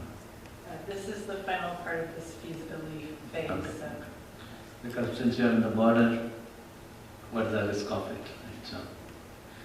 So we are on the border of 2/3, right? So it means we've got to work really hard to pass it. So we can't rest on our laurels. When somebody asks me, so what do you think? Is it going to be doable? My view is, yeah, it's doable. But it's doable because we're going to get out there and mobilize. And I'm trusting our community because the district cannot do that mobilization once we reach a certain point. And so thankfully we have this new emerging parent leadership group coalition that is going to embrace the idea of how are we going to bring more money into the district. And I have to put my money there because the other option isn't so good for us. If I can add one comment, pleasure of the board. My colleague Joy Tadarka and I examined this number, and as Jessica said, we were somewhat surprised. Typically, we don't see the higher number of poll better. We looked over your last series of parcel taxes, and we think a factor, at least one of them, is that voters within your community are used to voting for $125 parcel taxes. They've done it a few times before. They are familiar associating that number with the school district. And so we think perhaps that doesn't explain all of the rise between the two, but we think it contributes. And to speak to what you were saying about the education process, I mean, we work on parcel taxes not only in your community, but up and down the state.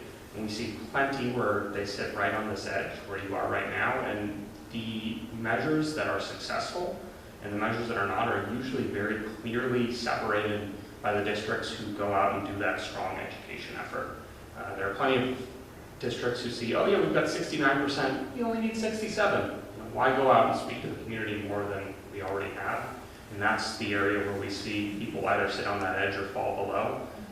It's where that effort is put in, not just by the administration, not just by the board, but by the community to get out and educate in both an informational and later an advocacy format that we see the greatest degree of success. Okay, so it looks like the direction is Sally Forth. Okay, good. Sally Forth. There you go. Excellent. Anything else we need? Pardon? We need a motion? We don't. No, this is just direction. Direction to us to start preparing everything we need to be able to bring things back to you at the times that you will need to take action. So, okay. So will the next action would be around contract, actually. Okay. To move forward, and then the next big one actually comes when you put the actual measure forth and you vote for that. So would you? Which has to be before August 9th. Yeah, but would you imagine we would do that in June? Or would we wait till August? That's what we're going to go prepare. I think what we said is that we would try to get everything set up for it, but the truth is, that's not a good. The parents not being around, that's not going to be our best campaigning time, right? So that's the work we're going to do, is to figure that out. So what do you think, Jay? So in addition to that, I mean, typically what we recommend is you vote generally as close to that date as possible, that August 9th deadline, because after you vote to place a measure on the ballot, it severely limits the kind of communication you can do. You know, you can't, right now, you can't advocate for a measure that doesn't exist. So you have a lot of leeway when it comes to going out to the community and speaking about your needs. As soon as a measure exists, as soon as something has been placed on the ballot, your legal counsel is going to give you a lot of limitations on how you can speak about that, because a potential opponent could consider it advocacy. Even if it's not, you could get a legal challenge when you don't necessarily want one. Often, many boards don't have meetings in July, so that creates a complication. Some boards, I can't say I know your schedule, some boards will hold special meetings, some will do it in the last one in June, but we recommend as close to August 9th, within, give it a few days as you can get. And I think we do have an early August meeting. Well, I think we're going to make sure we have an August 1 meeting, one way or the other, because the other one would be the 8th, and that would be too tight. So we'll shoot for August 1. Okay, thank you. Thank you both. Yes. And I hope you get better. Thank you. Okay, so we're moving on to board and superintendent activity. Who'd like to start? I will. So, in terms of what I did since I've last seen you, which has been a month, I'm a little over halfway done with school visits. I just had my first conference this morning with one of my SIPSA principals, which, as a board, we've never done this before, so it was new for me as well as new for you. It was a very interesting conversation. I'm going to be curious as I move through the other four to see, if I find the same things you did, Sylvia, about the consistency. And then last night, the group was with the Hoffman Origins. That's it. Thank you. So I did attend the NGSS pilot materials, and I have done 2 of my SIPSA visits, and my one nugget from that I would share would be that I found the information in the SARC and the way of looking at the SARC and comparing that to the SIPSA also had some value for me as I was reading through. I'm going to Murdoch Portal tomorrow. I actually attended this 2x2 that Lori facilitated. She did a fabulous job. She's a natural at this. And we actually had a number of parents attend and provide input, so that was good. Other than that, we'll hopefully get the 2x2s or 2x1s at Cupertino set up here soon. Thanks. Tomorrow morning I'll be going to West Valley for the community gathering at 8 a.m. Then evening with 2x1. Pretty much that it previous week was called. Yesterday we went for dinner. Sorry? Yeah, so I've done the SIPSAs at Dilworth, Blue Hills, and Lincoln. And yeah, it is really interesting to kind of, the first one I didn't have context, and then the next one, and then the third one is like, oh, okay, now I'm starting to see the patterns. And so it's been really eye-opening to see that. Also just going to different school events, went to Eden Science Fair. Lawson Middle School has a color clash. That was a lot of fun. And Regnart has a Discovery Day, which is like their big career day, and all the kids get to go progress from room to room, and all these people from the community came in to, so I actually met the granddaughter of William Regnart. So that was cool, because she was there as one of the presenters for Regnart Discovery Day. And then the Facilities and Enrollment Planning Subcommittee met this week, and so more conversations about what's happening with some of the things in San Jose and some of the things up in the Stockholm area. So I think we're going to talk more about it at the house. Okay, Craig? No. You haven't done anything. Star Wars tomorrow, in case anybody wants to join me, let me know. Okay, with that, I think we are. Agenda planning? Agenda planning, right. Thank you. Okay. In the Safe Routes to School presentation tonight, Cherie mentioned the May 21st meeting for the Ragnar Creek Trails. So I don't know if there's any, because that does involve a potential safe route for a couple of our schools. I don't know if there's anything that should come before us that there might be some advocacy that we can do around that, but just throwing that out there as a possibility if there's interest from any of my other board members. And then I also wanted to hit on, I would like us to have a wider discussion on safe routes. I think that's essential that comes back before us as an item agendized for discussion. And as a part of that, I would really like to make sure that we are looking at that rodeo education, safety training piece in terms of establishing what's out there on, I'd like to see part of that presentation include, what the lay of the land looks like between our 6 jurisdictions, and if we've got pilots going on, then whether or not there could, it's really important to me that we have a conversation about what equity would look like in what is within our jurisdiction, which might be some of that education and safety piece. If we're going to bring it in as pilots, then wanting to look at that across all of our sites, and making sure that we have a plan for making sure that we're figuring out because we're complicated by the 6 different jurisdictions, that we're figuring out how that looks across our one district, even though we're 6 cities. So that's my request there. Thank you. Okay. Anybody else have any agenda setting items?